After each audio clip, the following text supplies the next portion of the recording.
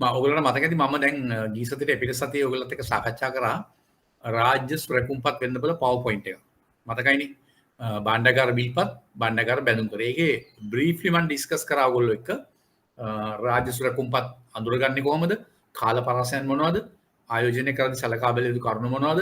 ඒකේ තියෙන විශේෂ රාජ්‍ය සුරකුම්පත් වල විශේෂ වාසි මොනවද? ඒ වගේ තියෙන බදු සහන ආදී කාරණා අපි වෙන වෙනම කතා කරා. ඔයගොල්ලන්ට මතක ඇති මම හිතන්නේ.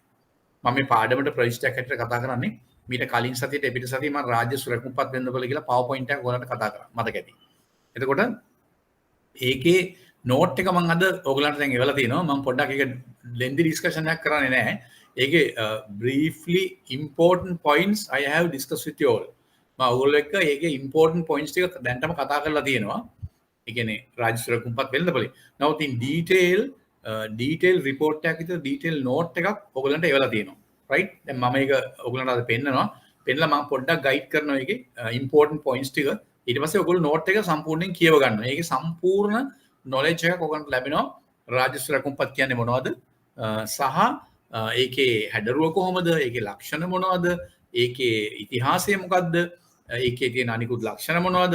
ඒක පළදාව හා පොලි අනුපාතය අතර වෙනස මොකක්ද? ඒ ආදී සම්පූර්ණ තොරතුරු තියෙනවා. ඒතකොට ඒක ඔයගලන්ට survey of financial subject එකට අපේ මේ non banking financial business subject එකට දෙකටම ඔයගලන්ට ප්‍රයෝජනවත් වෙන lengthy note app මම හිතන්නේ pages 18 pages වගේ තියෙනවා. right? ඒක එවලා තියෙන ඔයගොල්ලෝ පාඩම් කරද්දී අන්නර මම කලින් කියපු PowerPoint එකයි රාජ්‍ය සුරකුම්පත් වෙන්න බල මේ note එකයි එකට තියලා පාඩම් කරන්න ඕනේ. ගොඩාක් ඒ වගේ ඔයගලන්ගේ notes වල තියෙන දේ තමයි හැම එකකටම වගේ බොහෝ විට PowerPoint එකක් තියෙනවා. ඒ වගේම note එකක් තියෙනවා. පාඩම් කරද්දී ඒ දෙක එකට තියාගෙන පාඩම් කරන්න ඕනේ. කියන්නේ ඒකත් බලලා brief note එක ඉස්සෙල්ලා බලලා idea එකක් කරන් ඊට පස්සේ lengthy note එක කියවන්න ඕනේ. උදාහරණයක් වශයෙන් payment and settlement. ලොකු notes දෙකක් තියෙනවා. payment and settlement PowerPoint එකක් ඔයගලන්ට දීලා තියෙනවා. අනවසර මුදල් ව්‍යාපාර note එකක් තියෙනවා PowerPoint එකක් තියෙනවා. දැන් රාජ්‍ය සුරකුම්පත් වෙන්න බල PowerPoint එක දැන්ටම කතා කරලා තියෙනවා. note එක දැන් අද එවනවා. අද දැන් එවලා තියෙනවා. අපි පොඩ්ඩක් ඒක පොඩි වෙලාවක් විනාඩි 5ක් 10ක් ඩිස්කස් කරනවා. ඊට කියවන එක ඔයගොල්ලන්ගේ වැඩක්. මොකද අපිට මේ තියෙන වෙලාවේ මේ තියෙන මේ පීරියඩ් එකේ ඔක්කොම කතා කරන්න අවස්ථාව ලැබෙන්නේ නැහැ. රයිට්. හරි. දැන් මම මේක පොඩ්ඩක් ගයිඩ් කරනවා ඔයගොල්ලන්ට. දැන් මම කලින් කිව්වා වගේ මේකේ PowerPoint එක මම ඩිස්කස් කළා ඔයගොල්ලන්ට. බලන්න මේ නෝට් එකේ ශ්‍රී ලංකාවේ රාජ්‍ය සුරකුම්පත් වෙන්න බල භාණ්ඩාගාර බිල්පත් හා භාණ්ඩාගාර බැඳුම් කර. රාජ්‍ය සුරකුම්පත් යනු මොනවාද? දැන් අපි අර PowerPoint එකේ තෝ පොඩ කතා කරා. නමුත් මෙතන දැන් ඩීටේල් රිපෝට් එකක් ඩීටේල් නෝට් එකක් තියෙනවා. මේකේ තියෙනවා ඓතිහාසික පසුබිම හා නීතිමය ස්වරූපය. ඒ කියන්නේ historical background and legal background එක. මේකේ තියෙනවා. ඒතර ඔයගලන්ට මේක කියව ගන්න ඕන. මම කියවන්න යන්නේ නැහැ මේ නෝට් එක මෙතන. ඔයගොල්ලෝ මේක කියවන්න. මේ කියව brief idea එකක් එනවා ඔයගලන්ට. ලංකාවේ කොයි වගේ කාලයකද මේක නිකුත් කරේ? මොකද්ද මේ කියන්නේ අපි නිදහස් ලැබෙන්න පෙර 1923 වගේ කාලේ තමයි මේක නිකුත් කරේ. ඒ සඳහා බලපෑත්තන නීති රීති මොනවද? අදටත් ඒවා වළංගුයි. සමහර ඒවා සංශෝධන තියෙනවා. ඒ ආදී කාරණා මේකේ තියෙනවා. හැබැයි මේ අවසන් මේ පරිච්ඡේදයේ අවසාන හරිය තියෙන්නේ අපි ඉදිරිපත් කරලා තියෙනවා මේ ස්ටැටිස්ටික් වගේ. ඒවා ටිකක් මේ නෝට් එක හදන කාලේ ස්ටැටිස්ටික් අලුත් ස්ටැටිස්ටික් බලන්න ඕන නම් රාජ්‍ය ණය දෙපාර්තමේන්තුව කියන පේජ් එක තියෙනවා. ඒ කොටසක් තියෙනවා සෙන්ට්‍රල් බැංක් ඇනුවල් රිපෝට් එකේ. ඒක රිෆර් කරාම ඔයගොල්ලන්ට අලුත් ස්ටැටිස්ටික් ඕන නම් ගන්න පුළුවන්. රයිට්? ගන්න පුළුවන්. ඒ නිසා මේ සංඛ්‍යාලේඛන දත්ත ගැන ඔයාලා එච්චර වොරි වෙන්න එපා. හැබැයි අදහසක් තියෙන්න ඕන. කොච්චරද කියලා මේ නෝට් එක හදන කාලේ සමහර දත්ත තමයි තියෙන්නේ. ඊට පස්සේ අලුත් ඒවා මට එකතු කරන්න අවස්ථාව ලැබුණේ නැහැ. නමුත් ඔයගොල්ලෝ හැම එකම දෙනවට වඩා හොඳයි ඔයගොල්ලෝ අම්මාකාරයක දැනුමක් ලබා ගන්න ඔයගොල්ලෝ උත්සාහ කරන්න ඕන. සෙන්ට්‍රල් බැංක් රිපෝට් එක රිෆර් කරලා ඔයගොල්ලන්ට ගන්න පුළුවන්. ඒතර ඓතිහාසික පසුබිම හා නීතිමය ස්වරූපය මුලින්ම මේක විස්තර කරලා තියෙනවා. රයිට්? ඒක පල්ලෙහාට කියවගෙන යන්න. රයිට්? ඊළඟට මේ සඳහා මේ රාජ්‍ය සුරකුම්පත් කියන භාණ්ඩාගාර බිල්පත් භාණ්ඩාගාර බැඳුම් කර සඳහා ආයතනික ව්‍යුහය ඕගනයිසේෂනල් ස්ට්‍රක්චර් එක ඊට පස්සේ කතා කරනවා. රයිට්? එතකොට සීලුම් කටයුතු මුලින්ම කරේ මහා භාණ්ඩාගාරයෙන් ඊට පස්සේ රාජ්‍ය ණය අංශයෙන් පස්සේ කාලෙක ශ්‍රී ලංකා මහා බැංකුවේ රාජ්‍ය ණය දෙපාර්තමේන්තුවේ මේ වකීම් පැවරුණා. ඒ අය තමයි මේවා කරන්න කියලා. ඒ ආදි වශයෙන් මේක පටන් අරගෙන පහලට ගලාගෙන යනවා. ඔයගොල්ලෝ ඒවා කියව ගන්න අවශ්‍යයි. රයිට්? ඒවා කියව ගන්න. රයිට්. ඊට පස්සේ වර්තමානයේ මෙතන මේ ප්‍රාථමික අලුවේ කරන ලෙස ආයතන 16ක් ක්‍රියාත්මක වෙනවා කියලා තියෙනවා. මේ නෝට් එක හදන කාලේ හිටු මේ perpetual මෙතන ඇති perpetual treasuries කියලා. ඒ වගේම තවත් ආයතන කීපයක් මේ වෙනකොට ඒගොල්ලන්ගේ ක්‍රියාකාරීත්වය අත්හිටුලා තියෙනවා බොන්ඩ් ස්කෑන් එක සම්බන්ධයෙන් තියෙන issues නිසා. ඒව නතර කරලා තියෙනවා. ඒකත් ඕගොල්ලන්ට ඔළුවේ තියෙන්න ඕනේ. ඒව නම් අහන්නේ නැහැ. ආයතන නම් වලින් අහන්නේ නැහැ. නමුත් ඒ පවතින තත්ත්වය ගැන ඔයගොල්ලන්ට අවබෝධයක් තියෙනවා. ඒ ලිස්ට් එක තියෙනවා උතන. රයිට්. ඊළඟට ප්‍රාථමික අලෙවිකරුවන් ගැන මෙතන තියෙනවා. ප්‍රාථමික අලෙවිකරුවන්ගේ ලිස්ට් එක තමයි ඔය තියෙන්නේ. මේ වෙනකොට ක්‍රියාත්මක ප්‍රාථමික අලෙවිකරුවන්. අපි ප්‍රාථමික අලෙවිකරුවන් කියන කෙනා ගැනත් යම් ආකාරයක අදහසක් මූලික අදහසක් ගත්තා. ඒ කියන්නේ ඒගොල්ලෝ ප්‍රාථමික නිකුතුවේදී බල්ක් තොග පිටින් බාණ්ඩාගාර රාජ්‍ය කුම්පත් ලබාගෙන ඒවා සෙකන්ඩරි මාකට් එකේ නිතික වෙළඳ පොලේ අලෙවිකරණ තමයි කරන්නේ. ඒතකොට ඒගොල්ලන්ගේ රෝල් එක අපි අඩුවෙන් යම් පමණකට කතා කරලා තිනවා මේ වෙන විට. ඒතකොට ඒක පිළිබඳ විස්තරයක් මෙතන තියෙනවා. ඒගොල්ලන් නම් එක්කම සහ ඒ වගේම මෙතන තියෙන මේ නෝට් එකේ මෙන්න මේ හරිය තියෙනවා ප්‍රාථමික අලෙවිකරුවන් පත් කිරීම වගින් පාසඳාන මූලික අරමුණු ඉටු කර ගැනීමක්. ඒ අනුව රාජ්‍ය සුරකුම්පත් වෙළඳපොළ ශක්තිමත් කිරීමත් බලාපොරොත්තු විය. ওই වගේ පොයින්ට්ස් වලින් ප්‍රශ්න අහන්න පුළුවන්. රාජ්‍ය සුරකුම්පත් ප්‍රාථමික අලෙවිකරුවන් පත් කිරීමේ අරමුණු මොනවද? ඒගොල්ලන්ගේ ඒ වගේ දේවල් අහන්න පුළුවන්. ඒ නිසා මේ පොයින්ට්ස් එහෙම ඔයගොල්ලෝ මතක තියාගන්න අවශ්‍යයි. රයිට්? ඒක තමයි ඒ කාරණා තියෙන්නේ. මම එකකින් කතා කරන්න යන්නේ නැහැ. අපි ඒක කතා කරලා තියෙන නිසා. යම් ආකාරයෙන් සාරාංශගතව අපි කතා කරලා තියෙනවා. ඒ ආදි විස්තර පහළට තියෙන ඔයගොල්ලෝ කියවගන්නේ. රයිට්? අඩුපාඩු නැතුව නෝට් එකේ ඔක්කොම විස්තර ඇතුල් කරලා තියෙනවා. රයිට්? රයිට්. පහළට මෙහෙම කියවගෙන යන්නේ ඒ කාරණා මම ඉම්පෝර්ටන්ට් පොයින්ට්ස් ටික විතරයි ඔයගොල්ලන්ට. ඊළඟට අපි එනවා තව පොයින්ට් එකකට උපමාත්‍රකකට භාණ්ඩාගාර බිල්පත් යනු මොනවාද? දැන් අපි ඓතිහාසික පසුබිම කතා කරා, ආයතනික රාමුව කතා කරා. ඔය ප්‍රාථමික අලෙවිකරුවෝ වැටෙන ආයතනික රාමුවට ඊට භාණ්ඩාගාර බිල්පත් T bills කියන්නේ මොනවද කියලා අපි උපමාත්‍රකාවකට එනවා. රයිට්. දැන් මේ ජොයින්ලා ඉන්නවා 22ක් විතර.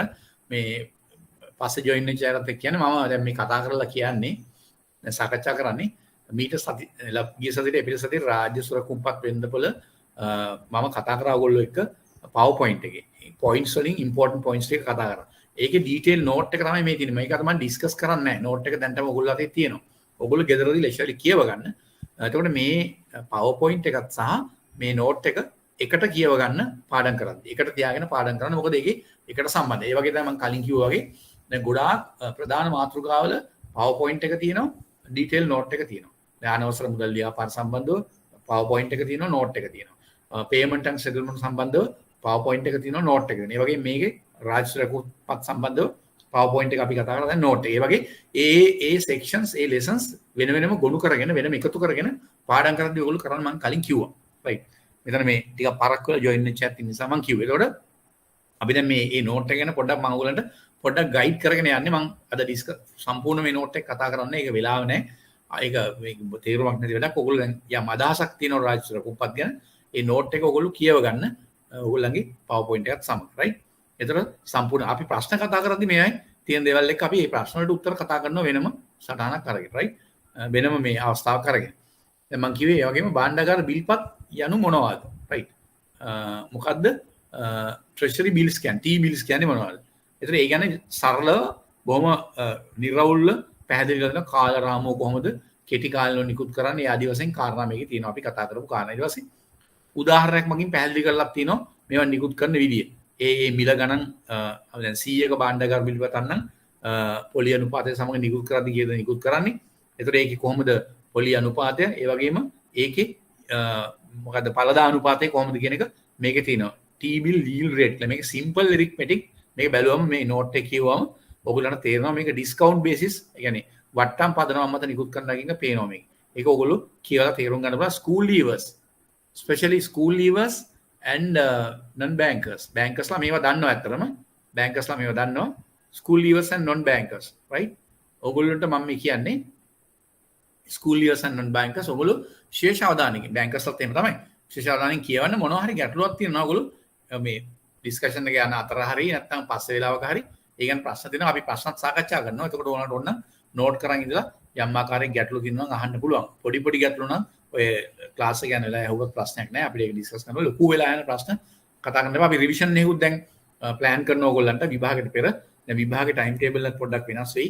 දැන් රිවිෂන් එක ගැන සාකච්ඡාව මේ 20 වෙනිදා. ඒ කියන්නේ හෙට නෙමෙයි අනිද්දා අපි කරනවා මේ ආයතනයේ අපේ මේ DGත් එක ඩිරෙක්ටර් ජෙනරල් එක සහ අපේ ලෙක්චර් පැනල් එක ඔක්කොම ඒක අනුව අපිට ගයිඩ් කරයි කොහොමද මේ අපේ මේ රිවිෂන් ක්ලාසස් කරන්න කියන එක. ඒකත් ඔන්ලයින් කරන්න වෙන්නේ. රිවිෂන් ක්ලාස් වල ඉන්නවා බැච් දෙකක් හෝ තුනක් දැන්. ඒ කියන්නේ අපි මේ දැන් ඕගොල්ලෝ කරන මේ බැච් එකේ ඉන්නවා කලින් බැච් එකේ ඉන්නවා ඊට උඩින් සමහරට කරලා සමහරට ආපහු ලියන්න වෙන ළමයි ඉන්න පුළුවන් මේ විෂයන්. ඒ නිසා ඒගොල්ලෝ සමහරට ජොයින් වෙන්න පුළුවන්. ඒ නිසා මම යෝජනා කරනවා ඕගොල්ලන්ට මේ ලෙක්චර් සීරීස් එකෙන් පස්සේ පුළුවන් කෙනෙක් රිවිෂන් ක්ලාස් එකට ජොයින් වෙන රිවිෂන් එකෙත් අපි පුළුවන් තරම් සමහර දේවල් මතක් කරමින් විශේෂයෙන්ම ප්‍රශ්න සාකච්ඡා කරමින් දීර්ඝව අපි ඒ සම්බන්ධ ලෙසන්ස් ටික පික් අප් කරලා කතා කරනවා. රයිට් ඒකත් ඔයගොල්ලෝ ඔළුවේ තියාගන්න ඕන. රයිට්. දැන් අපි කතා කරන්නේ බණ්ඩාකාර විල්පත් ගැන නෝට් එක ගැන මම මේ කියමින් හිටියේ. රයිට්. රයිට්. එතකොට මේක මෙතන විස්තර කරලා තියෙනවා. ඔයගොල්ලෝ මේක බලා ගන්න. රයිට්. මේක ඉතාම සරලව විස්තර කරලා තියෙනවා. ඊළඟට බණ්ඩාකාර බැඳුම් කරා. ඒ කියන්නේ ට්‍රී බොන්ඩ්ස්, ට්‍රෙෂරි බොන්ඩ්ස්. දැන් බණ්ඩාකාර විල්පත් ගැන කතා කරා. ඒක කොහොමද ඩිස්කවුන්ට් බේසිස් කොහොමද ඉෂුව කරන්න කියන උදාහරණකින් පැහැදිලි කරලා තියෙනවා. ඒකේ රේට් එකයි, ඒ කියන්නේ ඉන්ට්‍රස්ට් රේට් එකයි, යීල්ඩ් රේට් එකයි වෙනසක් තියෙනවා. ඒ කොහොමද කියලා උදාහරණකින් ගානක් හදලා පැහැදිලි කරලා තියෙනවා. මේවා ගැන ඩීටේල් මේ යීල්ඩ් එක ගැන මේවා ගැන සර්වේ ඔෆ් ෆයිනෑන්ෂියල් වල ඔයගලන්ට වෙනම උගන්වාවි. ඒ වගේ ඒ පේපර් එකේ සමහරට ප්‍රශ්නත් ගණන් වගේ සමහරට අහන වෙලාවල් තියෙනවා මේ වාස්ට්‍රින් රයිට්. බණ්ඩාකාර බැඳුම් කර යනු මොනවද? Treasury bonds. ඒතර ඒ ගැනත් මේක විස්තර කරලා තියෙනවා. ඒ කියන්නේ මේක මැදි හා දිගු කාලීන ණය උපකරණයක් රජයේ ණය ලබා ගන්න බණ්ඩාකාර බිල්පත් කියන්නේ කෙටි කාලීන උපකරණ. මේවයි කාලවකවානු ඒ ඔක්කොම තියෙනවා. ඉතින් රාජ්‍ය සුරකුපත් නිකුත් කරන ලබන්නේ කවුරුන් විසින්ද? නිකුත් කරන්නේ. ජෙනරලි බණ්ඩාකාර බිල්පත් බණ්ඩාකාර බැඳුම් කර නිකුත් කරන්නේ කවුරුන් විසින්ද? ඒකට ශ්‍රී ලංකා මහා බැංකුවේ රාජ්‍ය න්‍යාය දෙපාර්තමේන්තුව මහා බණ්ඩාකාරකම එක්ව කරන්නේ රජය වෙනුවෙන් මේ නිකුත් කිරීම කරන්න කියන එක මේක පැහැදිලි කරලා තියෙනවා. රජයට මෙලෙස සුරකුපත් නිකුත් අවශ්‍ය වන්නේ ඇයි? ඒ කියන්නේ මොකද්ද මේ අවශ්‍යතාවය? රටේ රජයේ බරෝවිං රික්වයර්මන්ට් එක එන්නේ රටේ අයවැය කියන හිඟ අයවැය කියන නිසා රටේ මුදල් අවශ්‍යතාවයන්ට ඒගොල්ලෝ වියදම් කරන්න ඒවට මුදල් අවශ්‍ය නිසා ඒ සම්බන්ධයෙන් මේක පැහැදිලි කරලා තියෙනවා රයිට්. ඊළඟට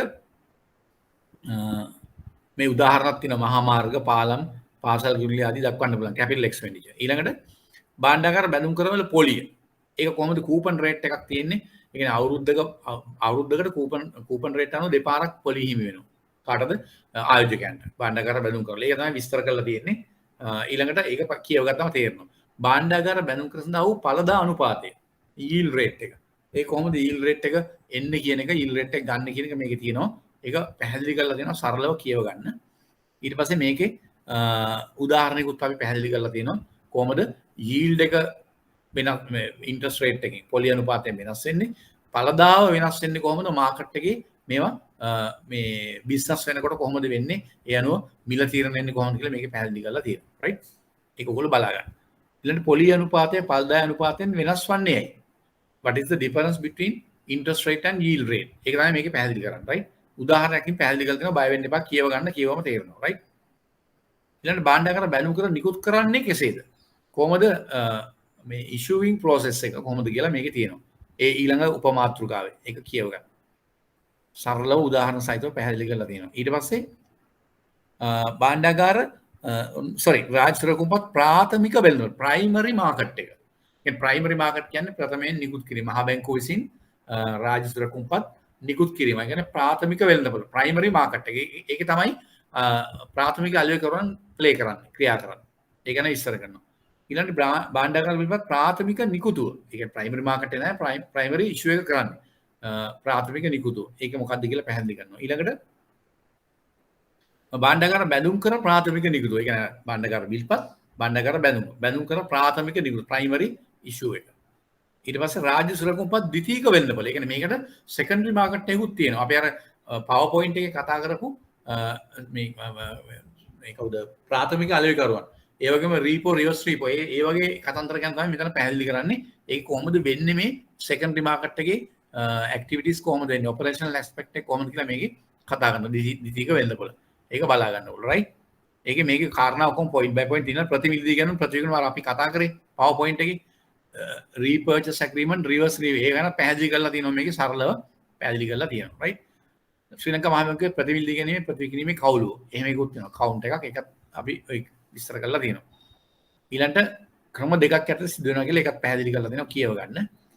ඊට පස්සේ අවදානමින් ආර්ථිකයක අවදානමින්තර පොලි අනුපාත risk free interest rate මේ අපි කතා කරා මේ අවදානම නැති අවදානම අතරම 0 මේ ණය උපකරණ තමයි මේ මොනවාද මේ බණ්ඩාගාර විල්පත් බණ්ඩාගාර බැඳුම් කර රාජ්‍ය රැකුම්පත් කියන එක තමයි පැහැදිලි කරලා තියෙන්නේ right ඒ විදිහට පැහැදිලි කරනවා කියව ගන්න මේක right එච්චරයි නෝට් එක පිටු මම හිතන්නේ 16ක් විතර තියෙනවා ඒතර මේ නෝට් එක ඔයගොල්ලෝ කියව ගන්න right අපි ප්‍රශ්න තියෙනවා නම් මොනවාරි ඩිස්කෂන් මේ questions කතා කරනවා හැරි අය ප්‍රශ්න කීපයක් කතා කරනවා අපි එතකොට අපිට මේ ගැන කතා කරන්න පුළුවන් right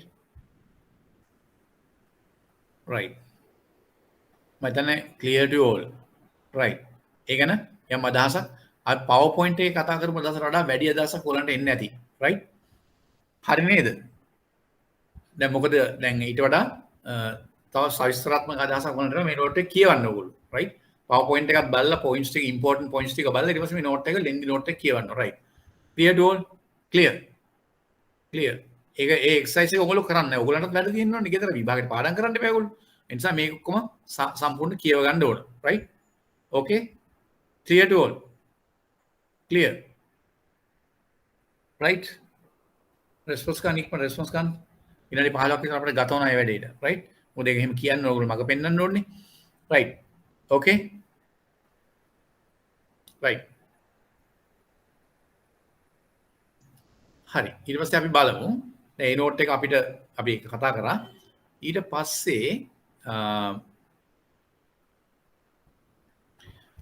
අපිට කතා කරන්න තියෙනවා අපි එදා කතා කරමින් ඉන්නේ තව නෝට්ස් වල ඉතුරු වෙන ඕගොල්ලෝ අපේ මෙන්න මේ කැපිටල් ඇඩික්වසි එක මම එදා කතා කරානේ මතකනේ ගිය සතියේ ඊට අවදානම් මත බරත වූ ප්‍රාග්ධන ප්‍රමාණාත්මක අනුපාතය මම ඕගොල්ලන්ගේ ඇඳගත්ත බැලන්ස් ෂීට් එකේ කැපිටල් එකයි මේ ගණන් හැදීම් කරලා සංක්ෂිප්තව උදාහරණ සහිතව පැහැදිලි කරලා දුන්නා tier 1 tier 2 tier 1 එකත් මම මේ මිලියන 500න් tier 1 එක 200ක් අරන් ඒවා ඉතුරු 300 tier 2 total capital මිලියන 500 කියලා ගණන් හදලා බැලුවා මේ තියෙන directions වල හැටියට direction එක හැටියට කොහොමද core capital එක මේ සහ total capital එක තියෙන tier 1 tier 2 කොහොමද තියෙන්න ඕන ප්‍රමාණය කියලා.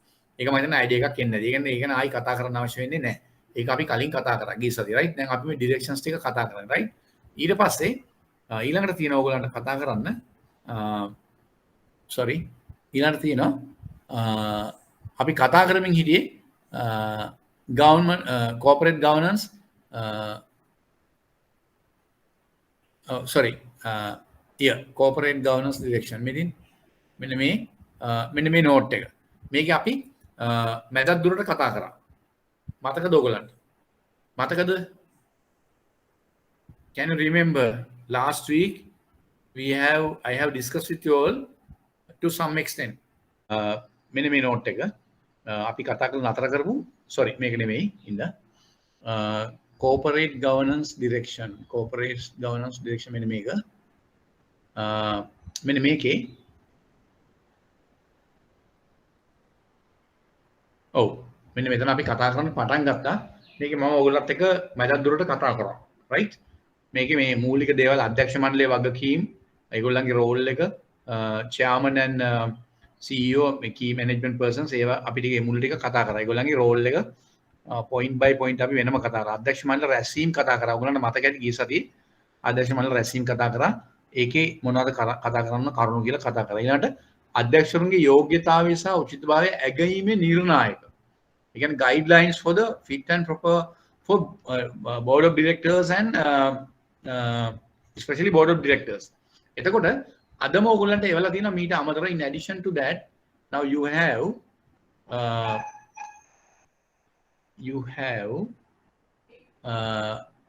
this guideline deposit board of directors මෙන්න මේකෙන් මේක ඩීටේල් කතා කරනවා right එතකොට මේ දෙක ඒකත් අපි අද කතා කරන්න බලමු දැන් අපි කතා කරන corporate governance direction එක කතා කරලා අපිට වෙලා තිබුණොත් මේක අපි කතා කරන්න බලමු right එතකොට මම කතා කරන්න උත්සාහ කරන්නේ දැන් අපි අන්තිමට කතා කළේ මෙන්න මෙතෙන්ට මේ නිර්ණායක ළඟට corporate governance direction එකේ මෙන්න මේ අධ්‍යක්ෂරුන්ගේ යෝග්‍යතාවය සහ උචිතභාවය ඇගීමේ නිර්ණායක. ඒතර මේක මේ corporate governance direction එකේම වෙනම සඳහන් කරලා තියෙනවා. right වයස 70 වෙන්න ඕන. තව ඉන්න පුළුවන් ප්‍රමාණය boards වල ඉන්න පුළුවන් ගාන ඒ තියෙන සීමාවන් දක්වලා තියෙනවා. ඊළඟට මෙන්න මෙතන ඉඳලා අපිට කතා කරන්න තියෙනවා සභාපති සහ ප්‍රධාන විධායක. දැන් ඔයගොල්ලෝ දන්නවා බැංකුවක වුණත් මුදල් සමාගමක වුණත් කල්බදු සමාගම ප්‍රතිශේෂයෙන් ප්‍රධාන මූල්‍ය ආයතන හැම එකකම සභාපති සහ ප්‍රධාන විධායක නිලධාරියා නැත්නම් CEO and chairman නැත්නම් chairman and MD MDO CEO නැත්නම් GM ඔය කවුරුනත් එකයි ඒක නම් වලින් විතරයි වෙනස් වෙන්නේ මේ දෙන්නගේ මේගොල්ලෝ මේ පොසිෂන් දෙකක් ඇත්තරම. ඒතර ඒ ගැන තමයි මෙතන මේ කතා කරන්නේ. මේක කෝපරේට් ගවර්නන්ස් ඩිරෙක්ෂන් එකේ වෙනම කියලා නෑ. ඔයගොල්ලෝ බැංකර්ස්ලා දන්නවා. ඔයගොල්ලෝ බැංකුවේ බෝඩ් ඔෆ් ඩිරෙක්ටර්ස්ලා අතරින් chairman කෙනෙක් වෙනම ඉන්නවා. ඒ වගේම CEO නැත්නම් MD කෙනෙක් වෙනම ඉන්නවා. බැංකර්ස්ලා මෙතන ඉන්නේ නැහැ. නොන් බැංකර්ස්ලාත් දැනගන්න ඕන. ස්කූල් ලීවර්ස්ලාත් දැනගන්න ඕන. අනිත් මූල්‍ය ආයතන වලත් එහෙමයි. මුදල් සමාගම්, කල්බදු සමාගම් සහ බැංකුවලත් සභාපති සහ ප්‍රධාන විධායක නිලධාරියකින් තනතුරු දෙක වෙන වෙනම තියෙනවා. රයිට්? ඒකට සභාපති හා ප්‍රධාන විධායක නිලධාරියාගේ කාර්යයන් වෙන් කළ යුතු අතර මෙම කාර්යයන් එකම සහ තනි පුද්ගලයෙක් විසින් නොදැරිය යුතුය. ඒ කියන්නේ one and same personට මේක කරන්න බෑ මේ roles දෙකම. ඒක තමයි first condition එක. First and important condition is this first bullet. يعني chairman වෙන්න ඕන, independent director කෙනෙක්, independent non executive director කෙනෙක්, board of directors අතරින් ඒ වගේම CEO නැත්නම් chief MD වෙනම position එකේ ඒ position එකේ වෙනම කෙනෙක් ඉන්න එක දෙන්නෙක් විසින් දරන්න ඕන. ඒකට සභාපති විසින් ඔයතර ඒක දෙකක් තන්ත්‍ර දෙකක් ප්‍රධාන තන්ත්‍ර දෙක සභාපති විසින් මණ්ඩලයට නායකත්වයේ සැලකෙන මණ්ඩලය කියන්නේ මේ අධ්‍යක්ෂ මණ්ඩලය.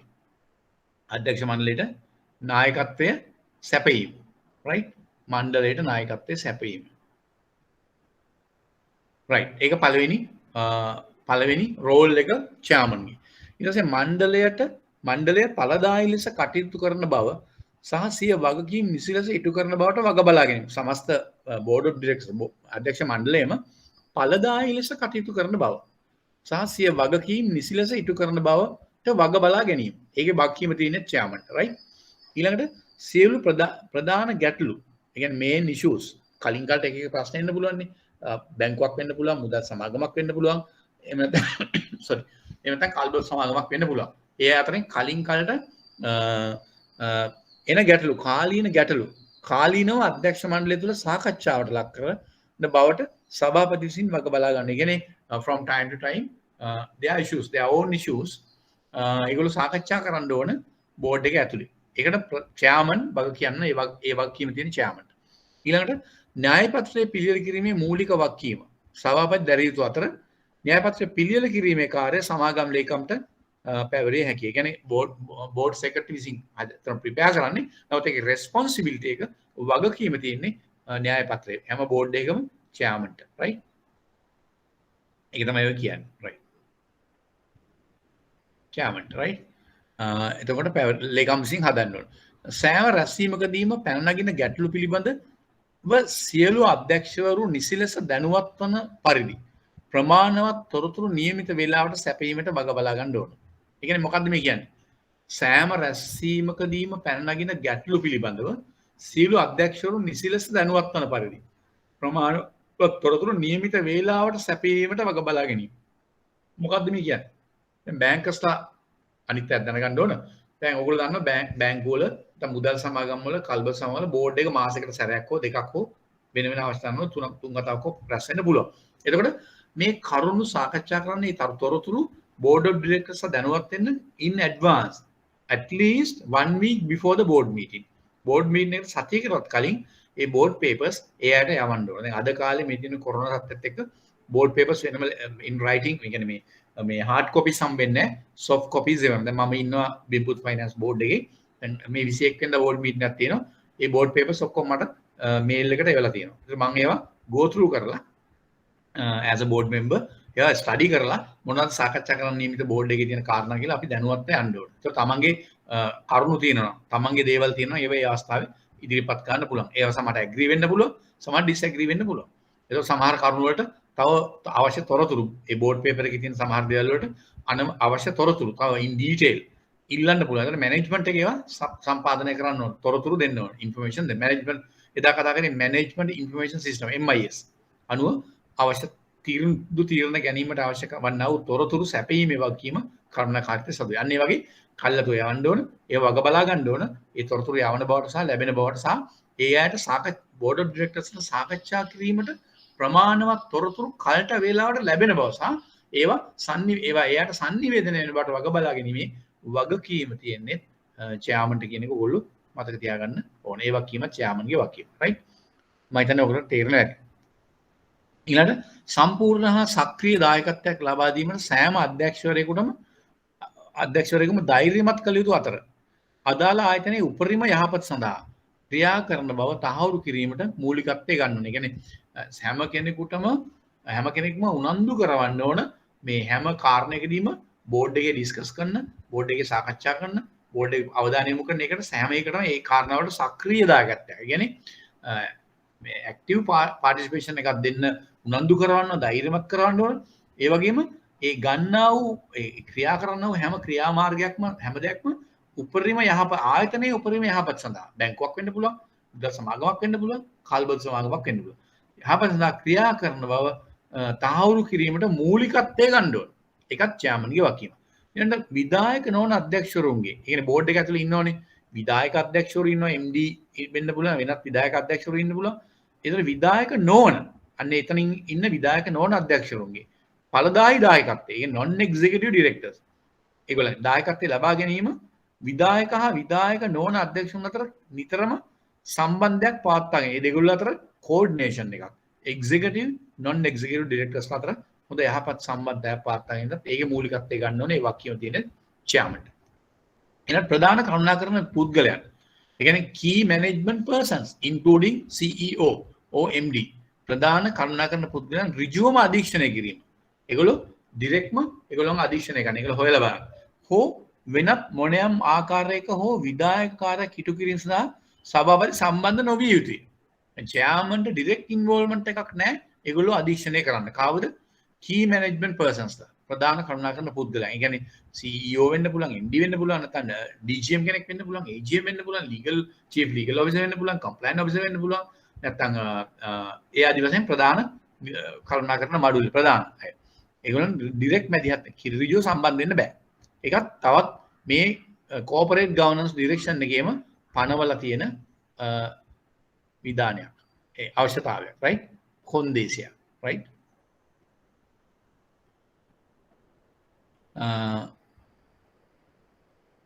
සම්බන්ධ නොවේ. කොටස් හිමියන් සමග පළදායී sannivedanayak පවත්වන shareholders. දැන් අපි දන්නවනේ දැන් ඔයගොල්ලන් ඇඳගත්ත balance sheet එකේ මිලියන 500ක කොටස් ප්‍රාග්ධනයක් තියෙනවා. ඒක බෙදලා ගිහිල්ලාදී කොටස් කරුවන් 5000ක් වෙන්න පුළුවන්, 4000ක් වෙන්න පුළුවන්, 3000ක් ආදී වශයෙන් කොටස් කරුවන් නෙහිමි කරුවන්. අන්නේ කොටස් හිමියන් සමග පළදායී සම්බන්ධතාවයක්, sannivedanayak පවත්වා ගැනීමට අවශ්‍ය පියවර ගන්නා බවට හා ඔවුන්ගේ අදහස් අධ්‍යක්ෂ මණ්ඩලයට sannivedanaya වන බවට සභාපති වග බලා ගන්න ඕනේ. චෙයාමන්ගේ වගකීම තමයි මේ කොටස්කරුන්ගේ අදහසුත් අධ්‍යක්ෂ මණ්ඩලයට sannivedanaya කිරීම. ඒකට වග බලා ගැනීම. ඊළඟට ප්‍රධාන විධායක නිලධාරියා, ඒ කියන්නේ CEO නැත්නම් MD අදාළ ආයතනයේ දෛනික මෙහෙයුම් හා ව්‍යාපාරික කටයුතු. ඒ කියන්නේ day to day operations and business operations. එතන ප්‍රධාන වශයෙන් දෙකක් තියෙනවා. මතක තියාගන්න. දෛනික මෙහෙයුම් day to day operations and business operation ව්‍යාපාරික කටයුතු කළමනාකරණයේ භාරව ඉහළම ප්‍රධාන විධායකයා වශයෙන් ක්‍රියා කළ යුතුයි. අන්න දැක්කනේ. දැන් මෙතන chairmanගේ රෝල් එකයි දැන් තේරුම් ගන්න. මේන් CEO නැත්නම් MD ගේ රෝල් එකයි දෙක වෙන් කරලා තියෙනවා. chairman ඉන්නවා, ප්‍රධාන විධායක නිලධාරී ඉන්නවා. chairmanට මෙන්න මේ වගකීම් තියෙනවා. දැන් අපි ඔයගොල්ලන්ගේ ලකුණු පහක වගේ ප්‍රශ්නකට අහන්න පුළුවන් ආයතනික යහපාලන විධානයට අනුව. මූල්‍ය ආයතන නැත්නම් කල්බත් සමාගමක් වෙන්න පුළුවන්, බැංකු ගැන අහන්න නැගුණා ඒ දෙක අහන්නේ මුදල් සමාගමක් හෝ කල්බ සමාගමක සභාපතිවරයෙක් සතුවන බලතල හා වගකීම් ලැයිස්තුගත කරන්න ලකුණු 5යි. ඒතර ඔය කියු පොයින්ට්ස් ටික ඔයගොල්ලන්ගේ ඔළුවේ තියෙන්න ඕන. يعني බෝඩ් එකට නායකත්වය දෙන්න ඕන. ඒ වගේම නාය පත්‍ර පිළිගල කරන්න ඕන, අධ්‍යක්ෂවරු සහභාගී කරගන්න ඕන. ඒගොල්ලන්ට සඵලදායී ක්‍රියාකාරීත්වය ඒගොල්ලන් ළඟා කරගන්න ඕන. ඒකට අවශ්‍ය කරන අනිකුත් ඒ අවශ්‍ය කරන sannivedanaya කරන්න තොරතුරු ඒවා ලබා දෙන්න ඕන. ඒගොල්ලන්ගේ දායකත්වය ලබා ගන්න ඕන. ඔය ආදී අපි ඔය කතා කරපු කරුණු අවසානයේතර කියනවා ඒ අන්තිම පොයින්ට් එක කියනවා CEO ට තියෙන day to day operations and business operations lead කරන්න, handle කරන්න සහ ඒ පැත්ත බාරව ඉන්න. ඒතර ඒවට ඍජුව මැදිහත් වෙන්න, කිලිම මැදිහත් වෙන්න chairmanට බෑ. ඒක තමයි ඒ ප්‍රධාන තන්ත්‍ර දෙක වෙන් කරලා කියන්නේ මේ ඒකට කියන්නේ check and balance. කියන්නේ සංවරණ හා තුලන. ඒක ඇති කරලා තියෙනවා මේ corporate governance ආයතන යහපාලන විධානයෙන් මේක ඇති කරලා තියෙන. ඒක දැන් ඔයගොල්ලන්ට තේරෙනවා ඇති. රයිට්. එතෙන් යනකම් ක්ලියර්ද ඔයගොල්ලන්ට? ක්ලියර්. ආයතන යහපාලන විධානය අපි දැන් කතා කරන් ඉන්නේ. ඒකේ යම් ආකාරයක ටිකක් කතා කරා අධ්‍යක්ෂ මණ්ඩලය ගැන කතා කරා. ඊට පස්සේ අධ්‍යක්ෂතුන්ගේ නිර්ණායක ගැන කතා කරා. ඊට දැන් කතා කරන්නේ සභාපතියා ප්‍රධාන නිලධාරී වෙන් කරන්න ඕන චෙයාමන්ගේ රෝල් එක මොකද්ද CEO ගේ රෝල් එක මොකද්ද කියලා කතා කරනවා. ඉතින් ඔය කතා කරොත් ඔය කාරණා තමයි කියන්න ඕන. දැන් ඒ සම්බන්ධ ක්ලියර්ද ඔයගලන්ට? Clear. Clear. Okay right. Okay fine. Right. Thank you. Right. මොකද එහෙම තමයි මට දැන් අපි face to face class එකක වැඩ කරනවා අපිට මූණ පේනවා. eye contacts තියෙනවා. ඔයගොල්ලෝ body language එක පේනවා. ඒක මට අදහසක් එනවා ඔයගොල්ලන්ට years. clear not. නමුත් දැන් අපි වෙනමනේ ඉන්නේ. ඒ නිසා මට හැම වෙලේම මම අහන්නේ එකයි. මොකද මට අවබෝධයක් තියෙනවා ඔයගොල්ලෝ මේක තේරුම් අරගන්නවද නැද්ද කියන එක. ඒ අනුව තමයි පාඩම් ඉස්සරහට යන්න පහසුවෙන් කරන්න පුළුවන් වෙන්නේ. right? Okay. right. අපි ඉස්සරහට යන්නේ පාඩමේ. right. ඊළඟට මෙන්න මෙතන මේ bullets දාලා තියෙන්නේ. put notes 1 2 3 කියලා අර මුලින් අපිට හම්බුනේ ආශ්‍රිත සමාගම් සමිති සංස්ථාපිත ඒ වගේ විස්තරය උතන තියෙන ඔයගොල්ලෝ කියවන්න මම කියවන්න ඕනේ නැහැ ඒවා හඳුන්වන්නේ මොනවද කියලා මේකේ විස්තර කරලා තියෙනවා right මේක උතන තියෙනවා කියව ගන්න නේ අධ්‍යක්ෂ මණ්ඩලයේ සංයුතිය board of directors ලාගේ කොහොමද සංයුතිය කොහොමද තියෙන්න ඕන කියලා ඊළඟ මණ්ඩලයේ සිටින අධ්‍යක්ෂවරුන්ගේ සංඛ්‍යාව 5ට වඩා අඩු නොවිය යුතු අතර 9ට වඩා වැඩි නොවිය යුතුයි. මේක බැංකුවකත් එහෙමයි, මුදල් සමාගමකත් එහෙමයි. ඊළඟට කල්බත් සමාගමකත් එහෙමයි. මේ අපි මම ඉස්සෙල්ලා එදත් කිව්වා අපි මේ නම් කරලා කතා කරන්නේ කල්බත් සමාගම ආයතන යහපාලන විධාන කිව්වට මේ කරුණම තමයි අනික් ඩිරෙක්ෂන්ස් වල තියෙන්නේ. විධාන වල තියෙනවා මේකේ 5ට අඩු වෙන්න බෑ බෝඩ් එක. ඒ වගේම 9ට වැඩි වෙන්න බෑ. 9ට වැඩි වෙන්න බෑ. ඒ නිසා එතකොට අධ්‍යක්ෂ මණ්ඩලයේ සංයුතිය එහෙමයි. ඒ වගේම තව දෙයක් මෙතනදී කියනවා අධ්‍යක්ෂ මණ්ඩලයේ සංයුතියේදී මම කියන්නම් පොඩ්ඩක් ඉන්න අධ්‍යක්ෂ මණ්ඩලය තුල ඔය කියපු චෙයාමන් ඇතුළුව යම් සංඛ්‍යාවක් ඉන්න ඕන non executive independent ඒ කියන්නේ විධායක නොවන ස්වාධීන අධ්‍යක්ෂවරු තුනක් හෝ දෙකක් හෝ හතරක් හෝ එතන ඒ අතරින් තමයි සභාපතිවරයා පත් කරගන්න ඕන. එහෙම නැතුව අධ්‍යක්ෂ මණ්ඩලය තුල ඉන්න විධායක ඒ කියන්නේ executive directors ලා ඒ කියන්නේ විධායක කටයුතු වලට යම් ආකාරයෙන් සම්බන්ධ වෙන MD වෙන්න පුළුවන් වෙනත් කෙනෙක් වෙන්න පුළුවන් වෙනත් විධායක කටයුතු වලට යම් ආකාරයෙන් සම්බන්ධ වෙන අය ඉන්නවා ඒගොල්ලන්ගෙන් චෙයාමන් පත් වෙන්න බෑ හැම වෙලේම චෙයාමන් පත් වෙන්න ඕන විධායක නොවන ස්වාධීන අය කෙනෙක් අතරින් තමයි අධ්‍යක්ෂ මණ්ඩලය තුල ඉන්න සභාපති පත් වෙන්න ඕන. ඒ වගේම අධ්‍යක්ෂ මණ්ඩලයේ සංයුතිය එතකොට සභාපති පත් ඉන්නවා අධ්‍යක්ෂ මණ්ඩලයට 5කට අඩු වෙන්න බෑ 9කට වැඩි වෙන්න බෑ. ඒ අය අතර ඉන්න ඕන යම් ප්‍රමාණාත්මක ප්‍රමාණයක් විධායක අධ්‍යක්ෂවරු විධායක නොවන අධ්‍යක්ෂ විධායක නොවන කණ්ඩායම අතරින් ස්වාධීන විධායක නොවන ස්වාධීන non independent non executive and non independent ඒ වගේම executive non independent නැත් ඉන්න පුළුවන්. ඒ කියන්නේ ඒගොල්ලෝ ඇතුළට සම්බන්ධ වෙන්න පුළුවන්. ඔය විදිහට සංයුතිය සකස් වෙන්න ඕන. ඒකත් ඔයගොල්ලෝ තේරුම් ගන්න අවශ්‍යයි. right right ඊළඟට අධ්‍යක්ෂ මණ්ඩලය විසින් පත් කළ යුතු කමිටු ඒ කියන්නේ board sub committees ගැන මේ කියන්නේ right board sub committees අධ්‍යක්ෂ මණ්ඩලය විසින් පත් කළ යුතු කමිටු right කමිටු ගාව ප්‍රධාන වශයෙන් අපි මේ නෝට් එක ඇතුලේ මේ ස්පෙෂලිම කතා කරනවා මේක ඇතුලේ දෙකක් ගැන මොනවද අධ්‍යක්ෂ මණ්ඩල කමිටු දෙකක් ගැන එකක් තමයි විගණන කමිටුව අනිත් තමයි ඒකාබද්ධ අවදානම් කළමනාකරණ කමිටුව integrated risk management committee and board audit committee ඒ කියන්නේ සබ් කමිටි එකක් අධ්‍යක්ෂ මණ්ඩලයේ උප කමිටුවක් විගණන කමිටුව ඒ වගේම අධ්‍යක්ෂ මණ්ඩලයේ විසින් තවත් උප කමිටුව තමයි ඒකාබද්ධ අවදානම් කළමනාකරණ කමිටුව. අපි මේ දෙක ගැන තමයි ඊළඟට කතා කරන්න යන්නේ. බලමු මොකක්ද තියෙන්නේ කියලා බලමු. ඊළඟට ඉස්සෙල්ලාම තියෙන්නේ අධ්‍යක්ෂ මණ්ඩලයේ විසින් පත් කළ යුතු කමිටුව. සෑම ආයතනයකටම විගණන කමිටුව සහ ඒකාබද්ධ අවදානම් කළමනාකරණ කමිටුව යන කමිටු දෙක තිබිය යුතුයි. ඒ කියන්නේ අවම වශයෙන් මේ දෙක තියෙනවා. තව තියෙන නොමිනේෂන් කමිටිය, කියන්නේ නාම යෝජනා කමිටුව, රිමිනරේෂන්, ඒ කියන්නේ දීවනා සම්බන්ධ කමිටුවක්, ඒ වගේ තවත් බෝඩ් සබ් කමිටි තියෙන්න පුළුවන්. නමුත් අවම වශයෙන් අනිවාර්යෙන් මේ දෙක තිබිය යුතුමයි. විගණන කමිටුව සහ ඒකාබද්ධ අවදානම් කළමනාකරණ කමිටුව යන කමිටු දෙක තිබිය යුතුයි. සෑම කමිටුවක්ම අධ්‍යක්ෂ මණ්ඩලයට ඍජුවම වාර්තා කළ යුතුයි. ඒ කියන්නේ මේ අය රිපෝට් කරන්නේ අධ්‍යක්ෂ මණ්ඩලය. මොකද මේගොල්ලෝ අධ්‍යක්ෂ මණ්ඩල උපකමිටුනේ සබ් කමිටිස් නේ. එතකොට මේගොල්ලෝ රිපෝට් කරන්නේ ඊට පහළ තියෙන අයට නෙමෙයි. ඉන්න අයට නෙමෙයි. CEO ට නෙමෙයි, MD ට නෙමෙයි. කෙලින් මේගොල්ලෝ රිපෝට් කරන්නේ අධ්‍යක්ෂක මණ්ඩලයට, board of directors. දැන් board එකට. එහෙම තමයි රිපෝටින් ලයින් එක තියෙන්නේ. රිපෝටින් ලයින් එක ඒගොල්ලන්ගේ හයරාකි එක. අපි කියන්නේ සිංහලෙන් කියන්නේ දූරාවලිය. දූරාවලිය තියෙන්නේ එහෙමයි. ඔයකත් අහලා තිබ්බා එක අවුරුද්දක විභාගෙදී එක විභාග මම දැක්ක පේපර් එකේ ප්‍රශ්නයක් අහලා තිබ්බා. ආයතනික යහපාලන විධානය අනුව සෑම මුදල් සමාගමකද මේ කල්වත් සමාගම කියලා මත නැහැ මොකක් වුණත් එකයි එක තිබිය යුතු කමිටු දෙක නම් කරන්න. නම් කළා ඒ කමිටු විසින් වාර්තා කළ යුතු වන්නේ කාටද කියලා අහලා තිබ්බා. ඒ කියන්නේ ලකුණු 5කට වගේ පොඩි ප්‍රමාණයක්. ඉතින් ඒ වගේ තව ඒවා අහලා තිබ්බා. අපි ප්‍රශ්න කතා කරනකොට අපිට බලන්න පුළුවන් කොහොමද ප්‍රශ්න එන්නේ කියලා, රයිට්? මේ ආශ්‍රයෙන් තමයි ප්‍රශ්න එන්නේ, රයිට්? ඊළඟට ඔය තියෙන්නේ එහෙමයි.